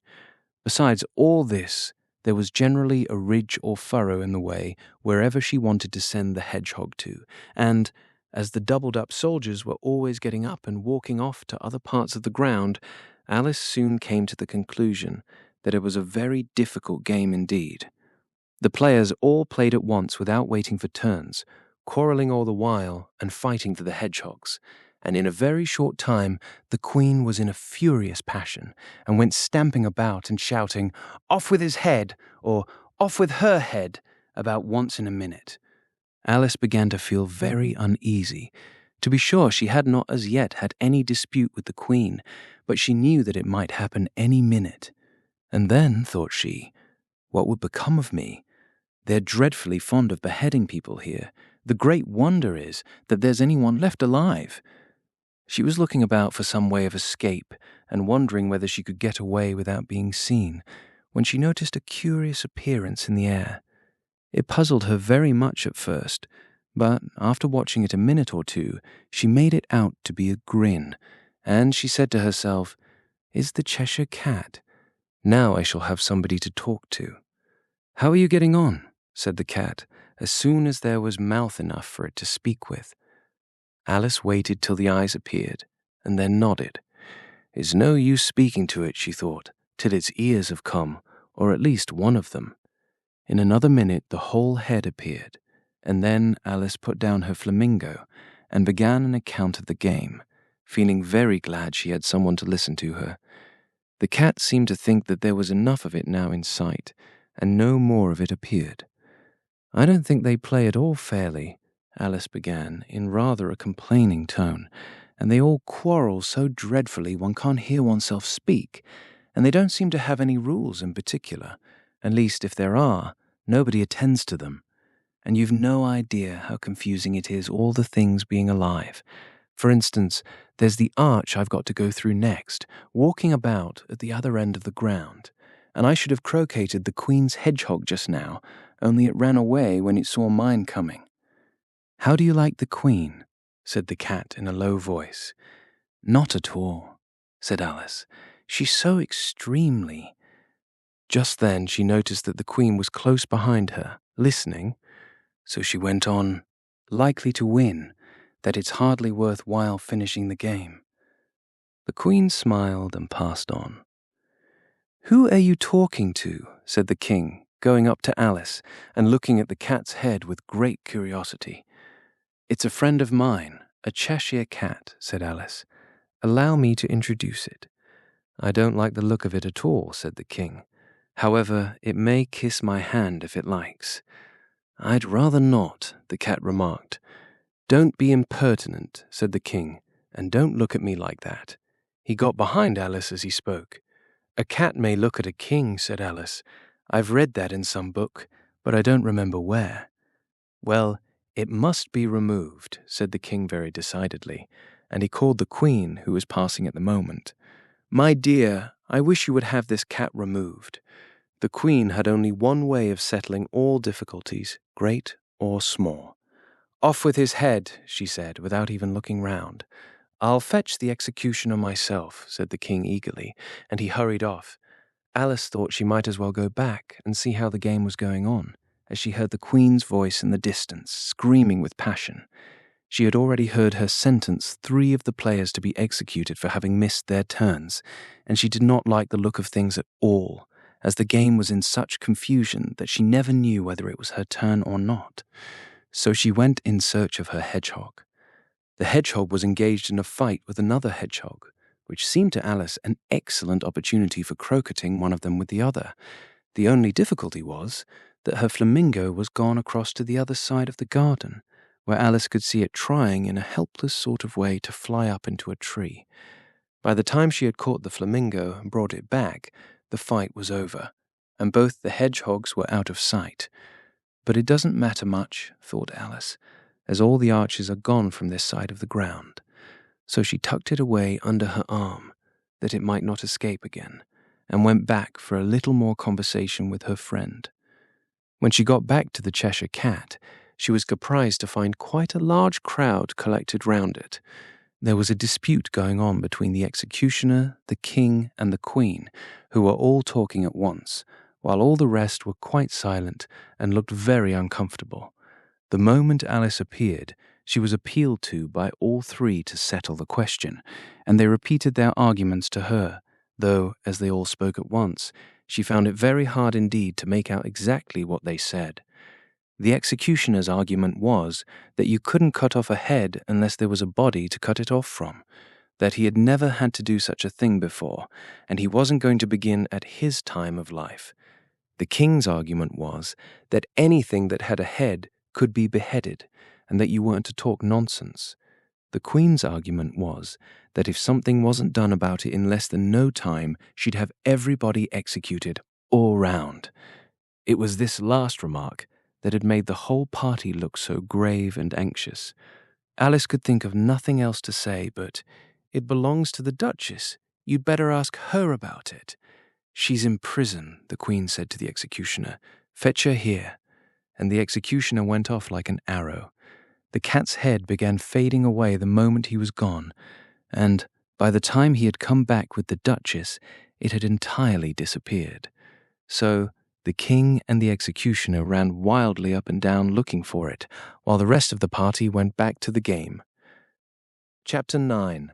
The Mock Turtle's Story. "You can't think how glad I am to see you again, you dear old thing," said the Duchess, as she tucked her arm affectionately into Alice's, and they walked off together.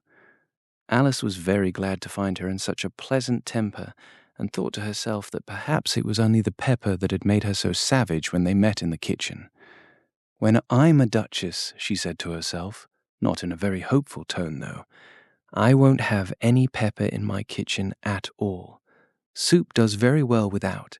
Maybe it's always pepper that makes people hot-tempered," she went on, very much pleased at having found out a new kind of rule, "and vinegar that makes them sour, and chamomile that makes them bitter, and barley sugar and such things that make children sweet-tempered. I only wish people knew that. Then they wouldn't be so stingy about it, you know." She had quite forgotten the Duchess by this time, and was a little startled when she heard her voice close to her ear. "You're thinking about something, my dear, and that makes you forget to talk. I can't tell you just now what the moral of that is, but I shall remember it in a bit." "Perhaps it hasn't one," Alice ventured to remark. "Tut-tit, child," said the Duchess. "Everything's got a moral, if only you can find it." And she squeezed herself up closer to Alice's side as she spoke. Alice did not much like keeping so close to her, first because the Duchess was very ugly, and secondly because she was exactly the right height to rest her chin upon Alice's shoulder, and it was an uncomfortably sharp chin. However, she did not like to be rude, so she bore it as well as she could. "The game's going on rather better now," she said, by way of keeping up the conversation a little. "'Tis so," said the Duchess, "and the moral of that is, 'Oh, 'tis love that makes the world go round.'" "Somebody said," Alice whispered, "that it's done by everybody minding their own business." "Ah, well, it means much the same thing," said the Duchess, digging her sharp little chin into Alice's shoulder as she added, "and the moral of that is, take care of the sense and the sounds will take care of themselves." "How fond she is of finding morals in things," Alice thought to herself. "I dare say you're wondering why I don't put my arm round your waist. the Duchess said after a pause. "The reason is that I'm doubtful about the temper of your flamingo. Shall I try the experiment?" "He might bite," Alice cautiously replied, not feeling at all anxious to have the experiment tried. "Very true," said the Duchess. "Flamingos and mustard both bite, and the moral of that is, birds of a feather flock together." "Only mustard isn't a bird," Alice remarked. "Right, as usual," said the Duchess. "What a clear way you have of putting things." "It's a mineral, I think," said Alice. "Of course it is," said the Duchess, who seemed ready to agree to everything that Alice said. "There's a large mustard mine near here, and the moral of that is, the more there is of mine, the less there is of yours." "Oh, I know!" exclaimed Alice, who had not attended to this last remark. "It's a vegetable." "It doesn't look like one, but it is." "I quite agree with you," said the Duchess. "And the moral of that is, be what you would seem to be. Or if you'd like it put more simply, never imagine yourself not to be otherwise than what it might appear to others that what you were or might have been was not otherwise than what you had been would have appeared to them to be otherwise." "I think I should understand that better," Alice said very politely, "if I had it written down, but I can't quite follow it as you say it." "That's nothing to what I could say if I chose," the Duchess replied, in a pleased tone. "Pray don't trouble yourself to say it any longer than that," said Alice. "Oh, don't talk about trouble," said the Duchess. "I make you a present of everything I've said as yet." A cheap sort of present, thought Alice. I'm glad they don't give birthday presents like that. But she did not venture to say it out loud.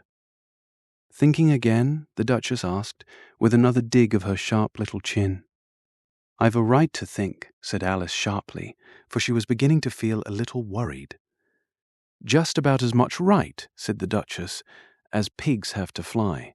And the But here, to Alice's great surprise, the Duchess's voice died away, even in the middle of her favourite word, moral, and the arm that was linked into hers began to tremble. Alice looked up, and there stood the Queen in front of them, with her arms folded, frowning like a thunderstorm. "A fine day, Your Majesty," the Duchess began in a low, weak voice. "Now I give you fair warning," shouted the Queen, stamping on the ground as she spoke. "Either you or your head must be off, and that in about half no time. Take your choice." The Duchess took her choice, and was gone in a moment. "Let's go on with the game," the Queen said to Alice, and Alice was too much frightened to say a word, but slowly followed her back to the croquet ground. The other guests had taken advantage of the Queen's absence and were resting in the shade. However, the moment they saw her, they hurried back to the game, the Queen merely remarking that a moment's delay would cost them their lives. All the time they were playing, the Queen never left off quarrelling with the other players and shouting, "Off with his head!" or "Off with her head!" Those whom she sentenced were taken into custody by the soldiers, who of course had to leave off being archers to do this, so that by the end of half an hour or so, there were no archers left, and all the players except the King, the Queen, and Alice were in custody and under sentence of execution. Then the Queen left off, quite out of breath, and said to Alice, "Have you seen the mock turtle yet?" "No," said Alice. "I don't even know what a mock turtle is."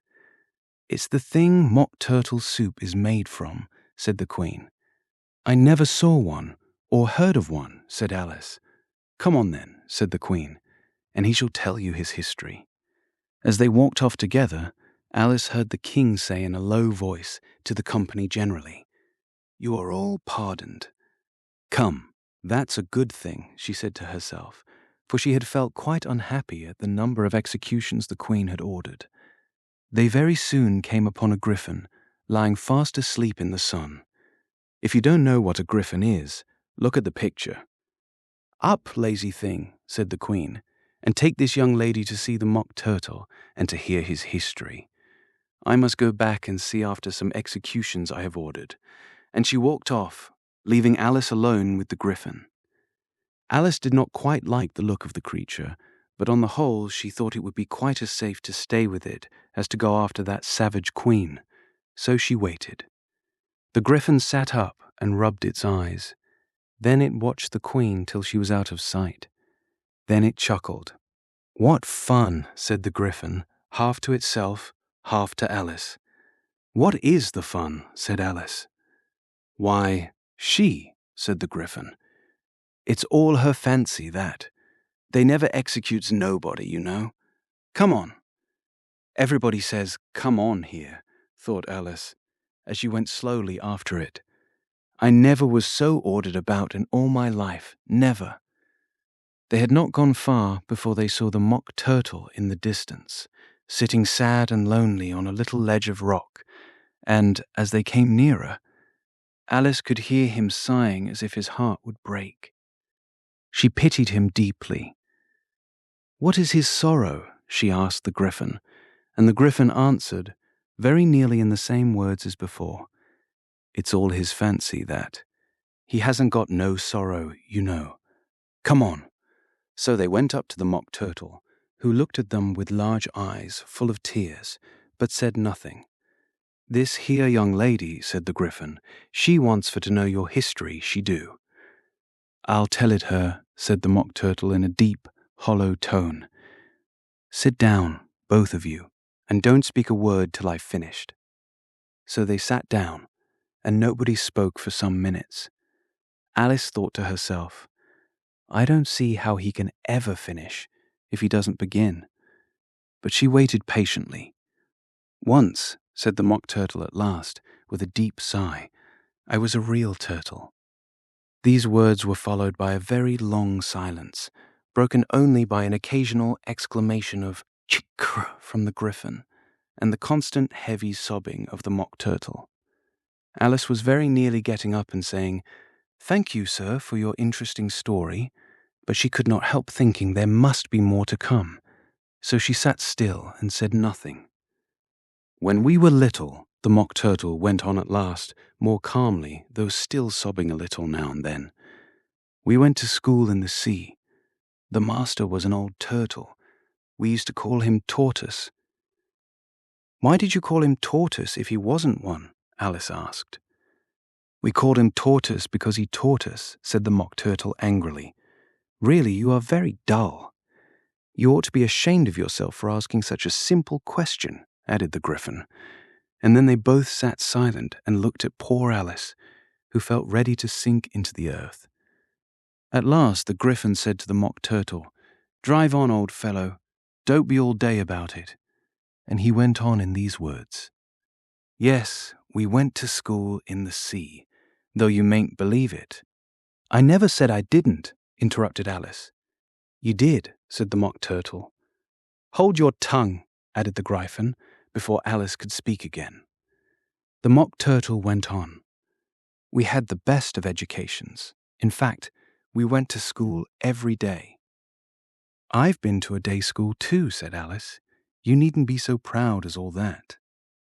"With extras?" asked the mock turtle a little anxiously. "Yes," said Alice. "We learned French and music." "And washing?" said the mock turtle. "Certainly not," said Alice indignantly. "Ah, then yours wasn't a really good school," said the mock turtle in a tone of great relief. Now at ours, they had at the end of the bill, French, music, and washing. Extra. "You couldn't have wanted it much," said Alice, "living at the bottom of the sea." "I couldn't afford to learn it," said the mock turtle with a sigh. "I only took the regular course." "What was that?" inquired Alice. "Reeling and writhing, of course, to begin with," the mock turtle replied.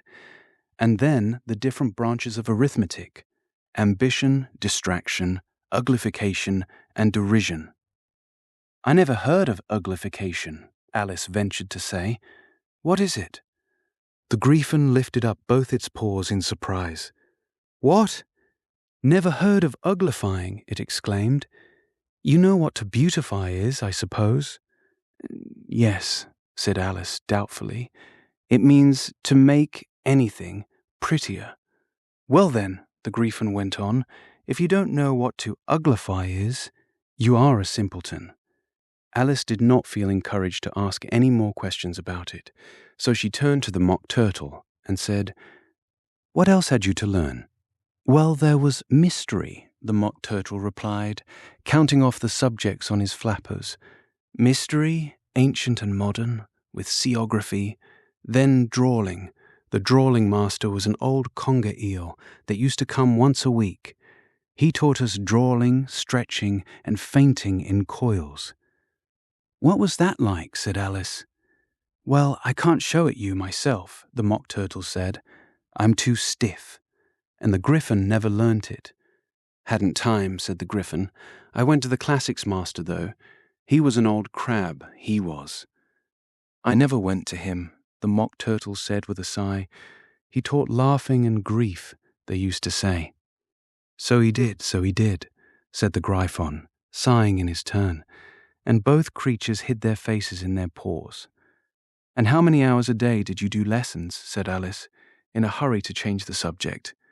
10 hours the first day," said the Mock Turtle, 9 the next, and so on. "What a curious plan!" exclaimed Alice. "That's the reason they're called lessons," the Gryphon remarked, "because they lessen from day to day."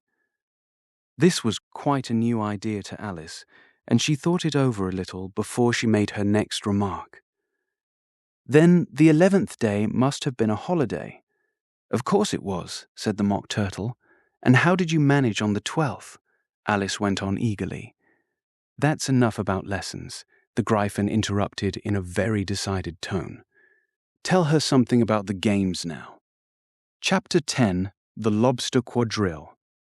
The Mock Turtle sighed deeply and drew the back of one flapper across his eyes. He looked at Alice and tried to speak, but for a minute or two sobs choked his voice. "Same as if he had a bone in his throat," said the Gryphon, and it set to work shaking him and punching him in the back. At last the Mock Turtle recovered his voice, and with tears running down his cheeks, he went on again.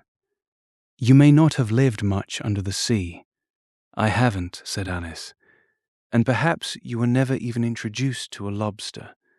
Alice began to say, "I once tasted," but checked herself hastily and said, "No, never." "So you can have no idea what a delightful thing a lobster quadrille is." "No, indeed," said Alice. "What sort of a dance is it?" "Why," said the Gryphon, "you first form into a line along the seashore." "2 lines," cried the Mock Turtle. "Seals, turtles, salmon, and so on. Then, when you've cleared all the jellyfish out of the way—" "That generally takes some time," interrupted the Gryphon. "You advance twice." "Each with a lobster as a partner," cried the Gryphon. "Of course," the Mock Turtle said. "Advance twice, set to partners." "Change lobsters and retire in same order," continued the Gryphon. "Then, you know," the Mock Turtle went on, "you throw the—" "The lobsters," shouted the Gryphon, "with a bound into the air, as far out to sea as you can." "Swim after them," screamed the Gryphon. "Turn a somersault in the sea," cried the Mock Turtle, capering wildly about. "Change lobsters again," yelled the Gryphon at the top of its voice. "Back to land again, and that's all the first figure," said the Mock Turtle, suddenly dropping his voice. And the 2 creatures, who had been jumping about like mad things all this time, sat down again very sadly and quietly and looked at Alice. "It must be a very pretty dance," said Alice timidly. "Would you like to see a little of it?" said the Mock Turtle. "Very much indeed," said Alice. "Come, let's try the first figure," said the Mock Turtle to the Gryphon. "We can do without lobsters, you know. Which shall sing?" "Oh, you sing," said the Gryphon. "I've forgotten the words." So they began solemnly dancing round and round Alice, every now and then treading on her toes when they passed too close, and waving their forepaws to mark the time, while the Mock Turtle sang this, very slowly and sadly. "Will you walk a little faster?" said a whiting to a snail. "There's a porpoise close behind us, and he's treading on my tail." See how eagerly the lobsters and the turtles all advance. They are waiting on the shingle. Will you come and join the dance? Will you, won't you, will you, won't you, will you join the dance? Will you, won't you, will you, won't you, won't you join the dance? You can really have no notion how delightful it will be when they take us up and throw us, with the lobsters, out to sea. But the snail replied, too far, and gave a look askance. Said he thanked the whiting kindly, but he would not join the dance. Would not, could not, would not, could not, would not join the dance. Would not, could not, would not, could not join the dance. What matters it how far we go, his scaly friend replied. There is another shore, you know, upon the other side. The further off from England, the nearer is to France. Then turn not pale, beloved snail, but come and join the dance. Will you, won't you, will you, won't you, will you join the dance? Will you, won't you, will you, won't you join the dance? Thank you. It's a very interesting dance to watch, said Alice, feeling very glad that it was over at last. And I do so like that curious song about the whiting. Oh, as to the whiting, said the Mock Turtle, you've seen them, of course. Yes, said Alice, I've often seen them at Din. She checked herself hastily. I don't know where Din may be, said the Mock Turtle, but if you've seen them so often, of course you know what they're like. I believe so, Alice replied thoughtfully. They have their tails in their mouths, and they're all over crumbs. You're wrong about the crumbs, said the Mock Turtle. Crumbs would all wash off in the sea. But they have their tails in their mouths, and the reason is... Here the Mock Turtle yawned and shut his eyes. Tell her about the reason and all that, he said to the Gryphon. The reason is, said the Gryphon, that they would go with the lobsters to the dance, so they got thrown out to sea, so they had to fall a long way, so they got their tails fast in their mouths, so they couldn't get them out again. That's all. Thank you, said Alice. It's very interesting. I never knew so much about a whiting before. I can tell you more than that, if you like, said the Gryphon. Do you know why it's called a whiting? I never thought about it, said Alice. Why? It does the boots and shoes, the Gryphon replied very solemnly. Alice was thoroughly puzzled. Does the boots and shoes, she repeated in a wondering tone. Why, what are your shoes done with? Said the Gryphon. I mean, what makes them so shiny? Alice looked down at them and considered a little before she gave her answer. They're done with blacking, I believe. Boots and shoes under the sea, the Gryphon went on in a deep voice, are done with a whiting, now you know. And what are they made of? Alice asked in a tone of great curiosity. Soles and eels, of course, the Gryphon replied rather impatiently. Any shrimp could have told you that. If I'd been the whiting, said Alice, whose thoughts were still running on the song, I'd have said to the porpoise, keep back, please, we don't want you with us. They were obliged to have him with them, the Mock Turtle said. No wise fish would go anywhere without a porpoise. Wouldn't it really? Said Alice in a tone of great surprise. Of course not, said the Mock Turtle. Why, if a fish came to me and told me he was going a journey, I should say, with what porpoise? Don't you mean purpose? Said Alice. I mean what I say, the Mock Turtle replied in an offended tone, and the Gryphon added, Come, let's hear some of your adventures. I could tell you my adventures, beginning from this morning, said Alice a little timidly, but it's no use going back to yesterday, because I was a different person then. Explain all that, said the Mock Turtle. No, the adventures first, said the Gryphon in an impatient tone. Explanations take such a dreadful time. So Alice began telling them her adventures from the time when she first saw the White Rabbit. She was a little nervous about it just at first, The two creatures got so close to her, one on each side, and opened their eyes and mouths so very wide, but she gained courage as she went on. Her listeners were perfectly quiet till she got to the part about her repeating, "You are old, Father William," to the caterpillar, and the words all coming different.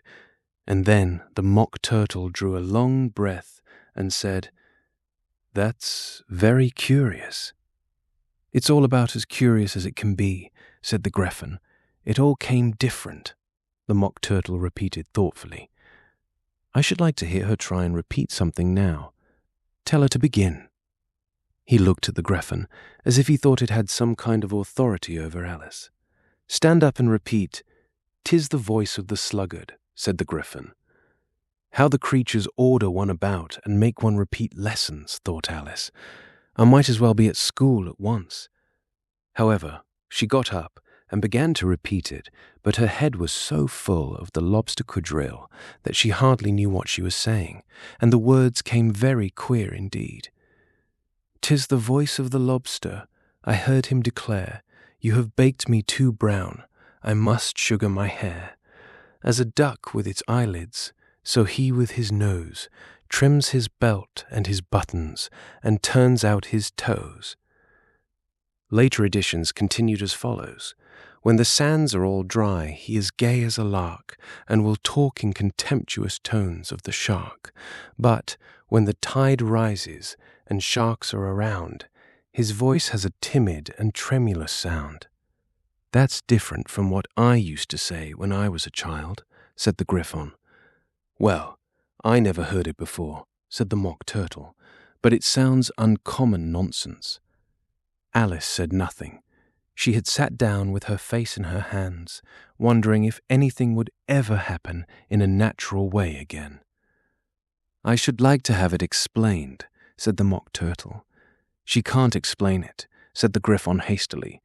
"Go on with the next verse." "But about his toes," the mock turtle persisted. "How could he turn them out with his nose, you know?" "It's the first position in dancing," Alice said, but was dreadfully puzzled by the whole thing, and longed to change the subject. "Go on with the next verse," the Griffon repeated impatiently. "It begins, 'I passed by his garden.'" Alice did not dare to disobey, though she felt sure it would all come wrong, and she went on in a trembling voice.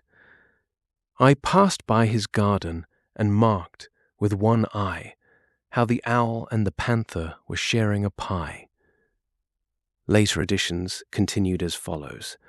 "The panther took pie crust and gravy and meat, while the owl had the dish as its share of the treat.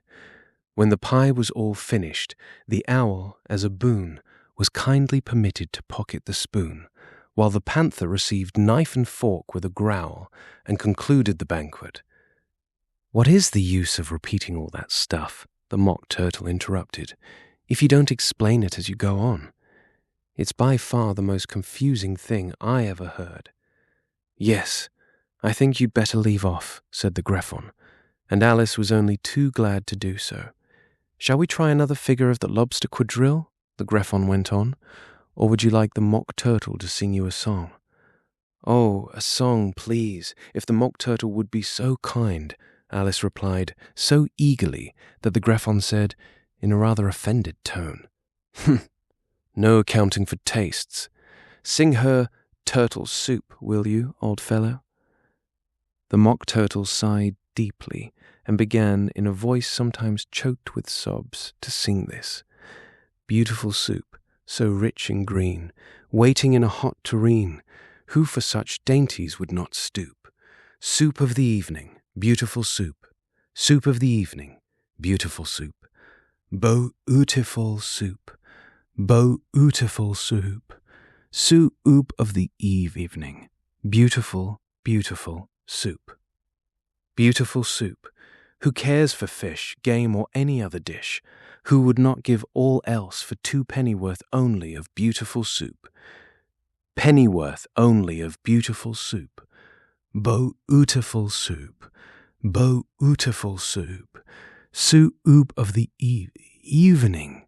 Beautiful, beautiful soup." "Chorus again," cried the Griffon, and the Mock Turtle had just begun to repeat it when a cry of, "The trial's beginning," was heard in the distance. "Come on," cried the Griffon, and, taking Alice by the hand, it hurried off, without waiting for the end of the song. "What trial is it?" Alice panted as she ran, but the Griffon only answered, "Come on," and ran the faster, while more and more faintly came, carried on the breeze that followed them, the melancholy words, "Soup of the evening, beautiful, beautiful soup." Chapter 11. Who Stole the Tarts? The King and Queen of Hearts were seated on their throne when they arrived, with a great crowd assembled about them, all sorts of little birds and beasts, as well as the whole pack of cards. The knave was standing before them in chains, with a soldier on each side to guard him, and near the king was the White Rabbit, with a trumpet in one hand and a scroll of parchment in the other. In the very middle of the court was a table with a large dish of tarts upon it. They looked so good that it made Alice quite hungry to look at them. "I wish they'd get the trial done," she thought, "and hand round the refreshments." But there seemed to be no chance of this, so she began looking at everything about her to pass away the time. Alice had never been in a court of justice before, but she had read about them in books, and she was quite pleased to find that she knew the name of nearly everything there. "That's the judge," she said to herself, because of his great wig. The judge, by the way, was the king, and as he wore his crown over the wig, look at the frontispiece if you want to see how he did it, he did not look at all comfortable, and it was certainly not becoming. "And that's the jury box," thought Alice, "and those 12 creatures," she was obliged to say creatures, you see, because some of them were animals and some were birds. "I suppose they are the jurors." She said this last word 2 or 3 times over to herself, being rather proud of it, for she thought, and rightly too, that very few little girls of her age knew the meaning of it at all. However, jurymen would have done just as well. The 12 jurors were all writing very busily on slates. "What are they doing?" Alice whispered to the Griffon. "They can't have anything to put down yet, before the trial's begun." "They're putting down their names," the Griffon whispered in reply, "for fear they should forget them before the end of the trial." "Stupid things!" Alice began in a loud, indignant voice, but she stopped hastily, for the White Rabbit cried out, "Silence in the court!" and the king put on his spectacles and looked anxiously round to make out who was talking. Alice could see, as well as if she were looking over their shoulders, that all the jurors were writing down "stupid things" on their slates, and she could even make out that one of them didn't know how to spell stupid, and that he had to ask his neighbour to tell him. "A nice muddle their slates'll be in before the trial's over," thought Alice. One of the jurors had a pencil that squeaked. This, of course, Alice could not stand, and she went round the court and got behind him, and very soon found an opportunity of taking it away. She did it so quickly that the poor little juror, it was Bill, the lizard, could not make out at all what had become of it. So, after hunting all about for it, he was obliged to write with one finger for the rest of the day. And this was of very little use, as it left no mark on the slate. "Herald, read the accusation," said the king. On this, the White Rabbit blew 3 blasts on the trumpet, and then unrolled the parchment scroll, and read as follows. "The Queen of Hearts, she made some tarts, all on a summer day. The Knave of Hearts, he stole those tarts, and took them quite away."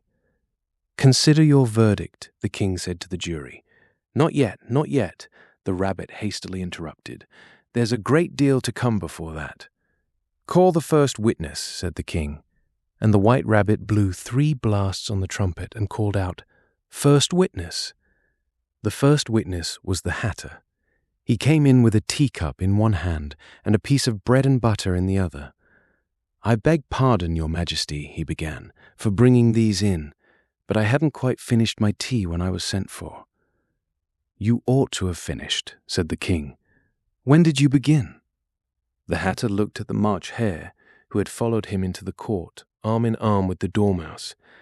14th of March, I think it was, he said. 15th, said the March Hare. 16th, added the Dormouse.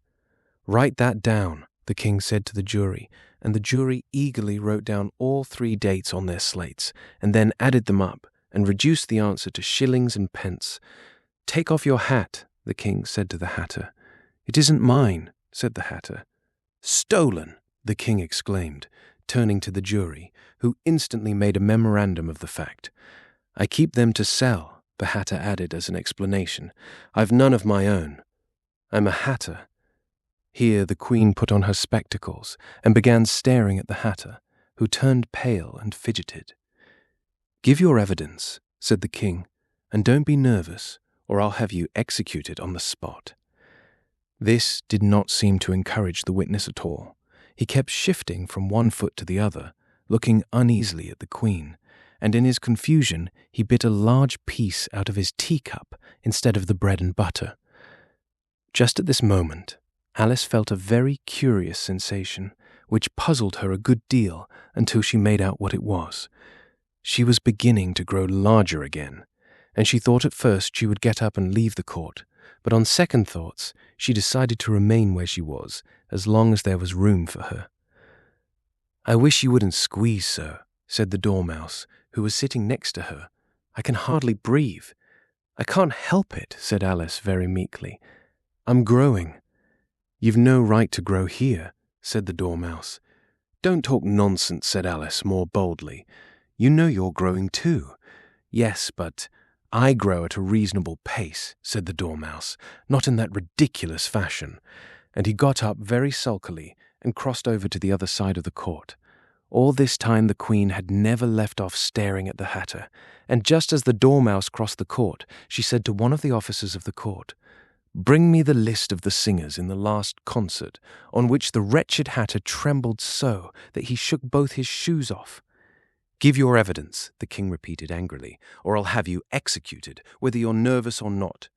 I'm a poor man, your majesty, the Hatter began, in a trembling voice, and I hadn't begun my tea, not above a week or so.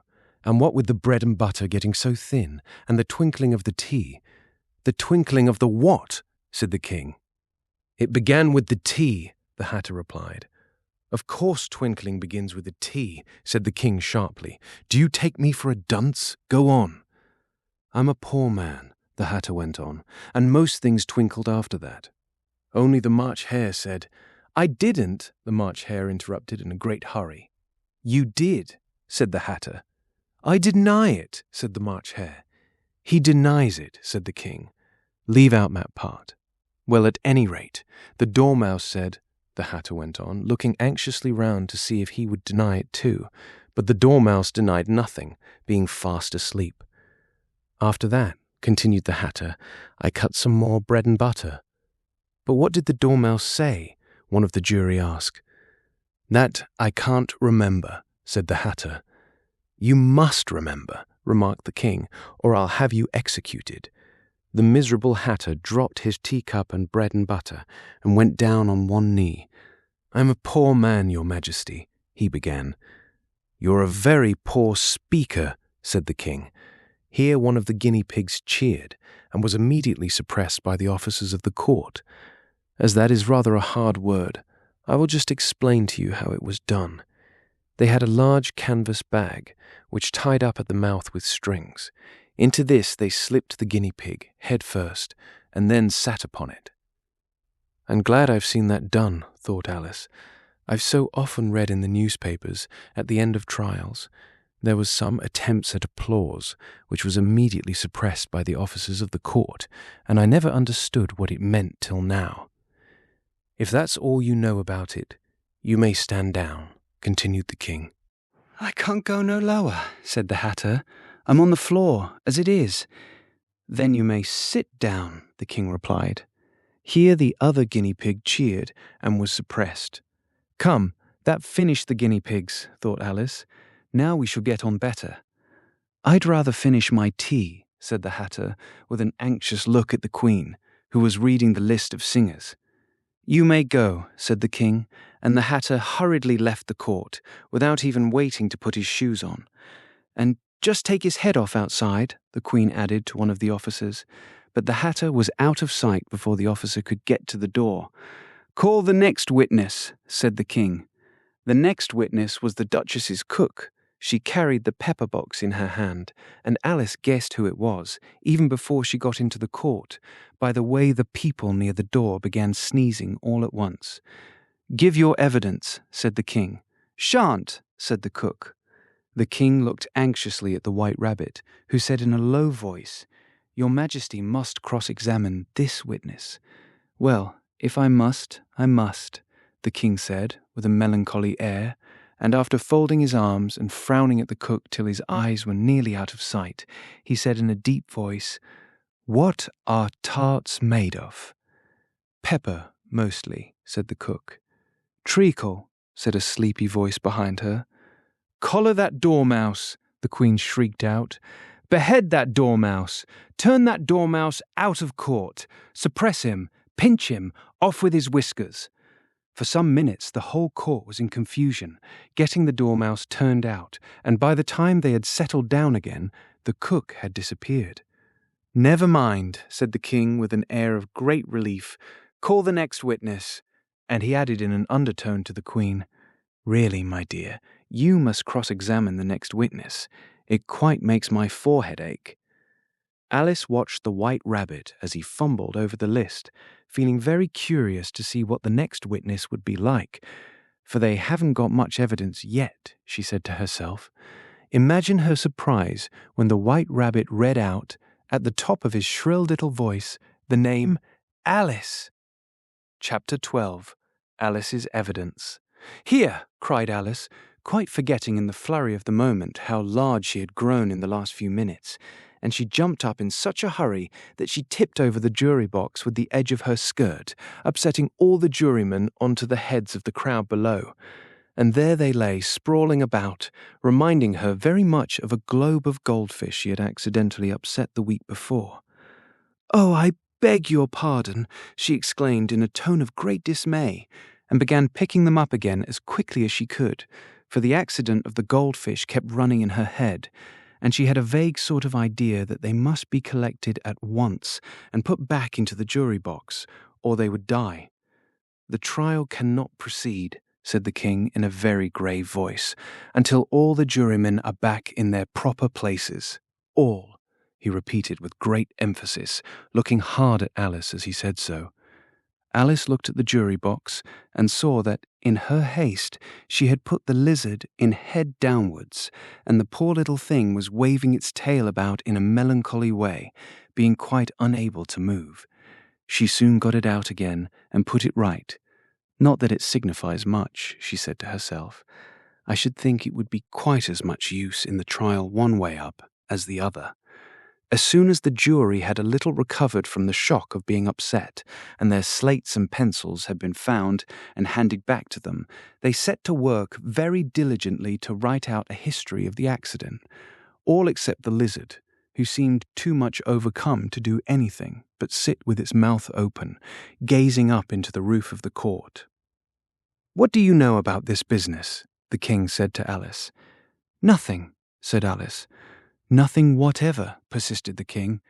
"Nothing whatever," said Alice. "That's very important," the King said, turning to the jury. They were just beginning to write this down on their slates when the White Rabbit interrupted. "Unimportant, Your Majesty means, of course," he said in a very respectful tone, but frowning and making faces at him as he spoke. "Unimportant, of course, I meant," the King hastily said, and went on to himself in an undertone. "Important, unimportant, unimportant, important," as if he were trying which word sounded best. Some of the jury wrote it down important, and some unimportant. Alice could see this, as she was near enough to look over their slates. "But it doesn't matter a bit," she thought to herself. At this moment the King, who had been for some time busily writing in his notebook, cackled out, "Silence!" and read out from his book, "Rule 42. All persons more than a mile high to leave the court." Everybody looked at Alice. "I'm not a mile high," said Alice.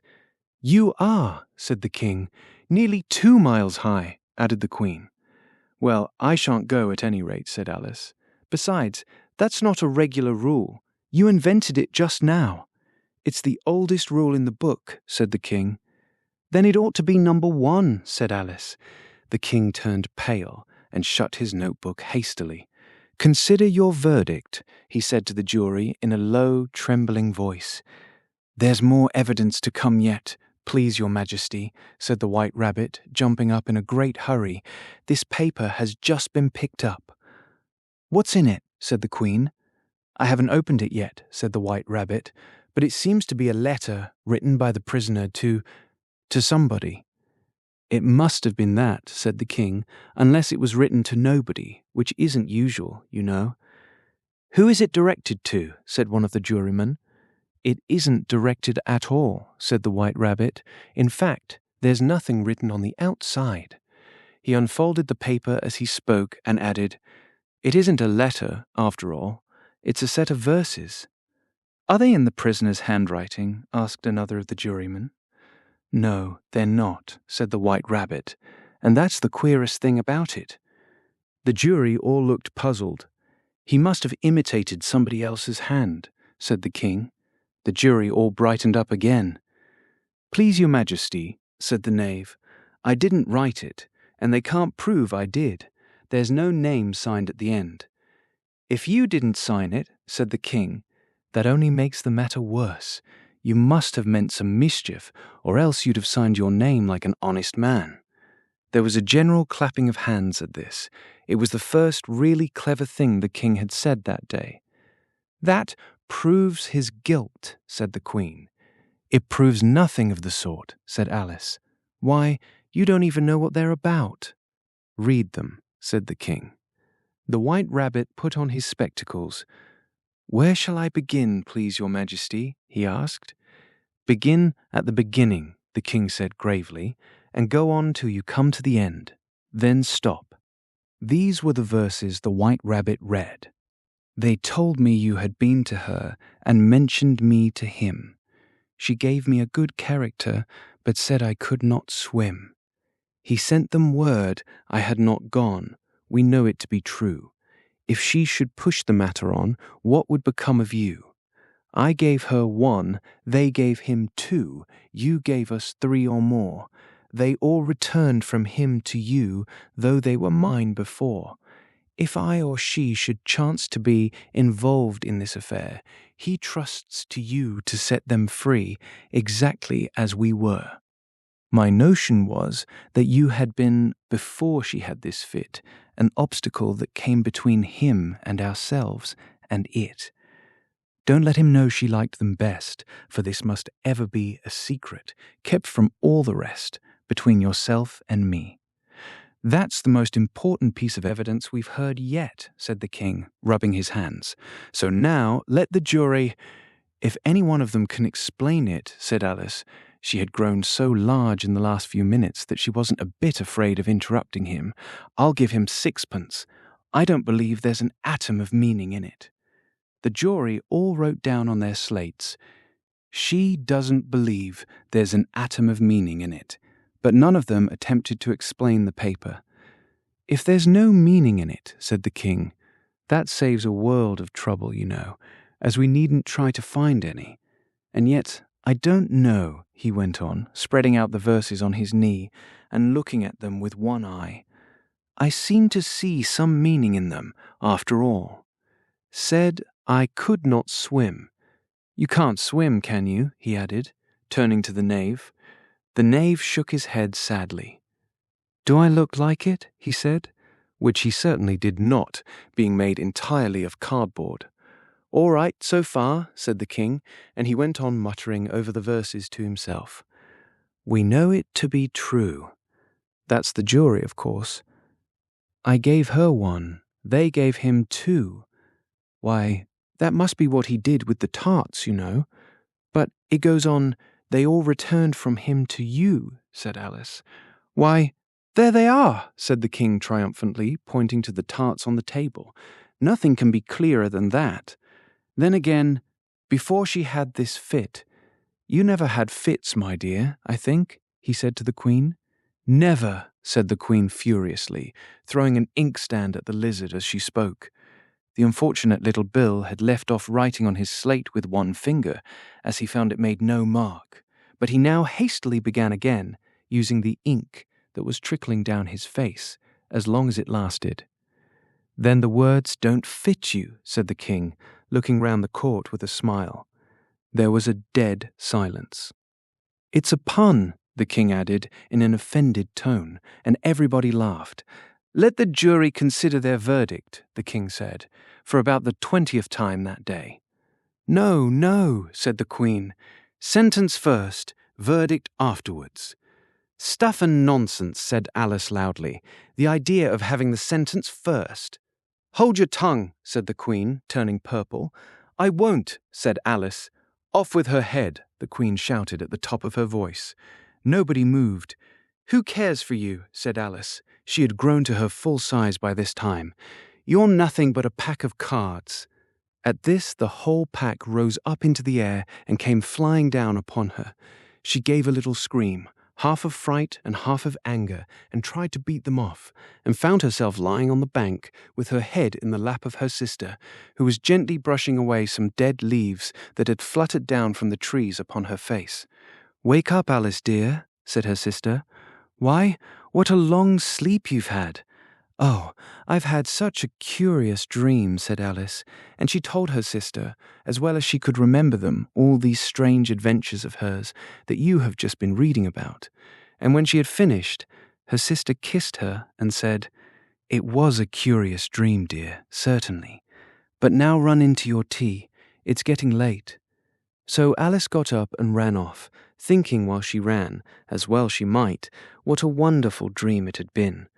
But her sister sat still, just as she left her, leaning her head on her hand, watching the setting sun, and thinking of little Alice and all her wonderful adventures, till she too began dreaming after a fashion. And this was her dream. First, she dreamed of little Alice herself, and once again the tiny hands were clasped upon her knee, and the bright, eager eyes were looking up into hers. She could hear the very tones of her voice and see that queer little toss of her head to keep back the wandering hair that would always get into her eyes. And still as she listened, or seemed to listen, the whole place around her became alive with the strange creatures of her little sister's dream. The long grass rustled at her feet as the white rabbit hurried by. The frightened mouse splashed his way through the neighboring pool. She could hear the rattle of the teacups as the March Hare and his friends shared their never-ending meal, and the shrill voice of the Queen ordering off her unfortunate guests to execution. Once more the pig baby was sneezing on the Duchess's knee, while plates and dishes crashed around it. Once more the shriek of the griffin, the squeaking of the lizard's slate pencil, and the choking of the suppressed guinea pigs filled the air, mixed up with the distant sobs of the miserable mock turtle. So she sat on, with closed eyes, and half believed herself in Wonderland, though she knew she had but to open them again, and all would change to dull reality. The grass would be only rustling in the wind, and the pool rippling to the waving of the reeds. The rattling teacups would change to tinkling sheep bells, and the Queen's shrill cries to the voice of the shepherd boy, and the sneeze of the baby, the shriek of the griffin, and all the other queer noises would change, she knew, to the confused clamour of the busy farmyard, while the lowing of the cattle in the distance would take the place of the mock turtle's heavy sobs. Lastly, she pictured to herself how this same little sister of hers would, in the after-time, be herself a grown woman, and how she would keep, through all her riper years, the simple and loving heart of her childhood, and how she would gather about her other little children and make their eyes bright and eager with many a strange tale, perhaps even with the dream of Wonderland of long ago, and how she would feel with all their simple sorrows and find a pleasure in all their simple joys, remembering her own child life and the happy summer days. The end.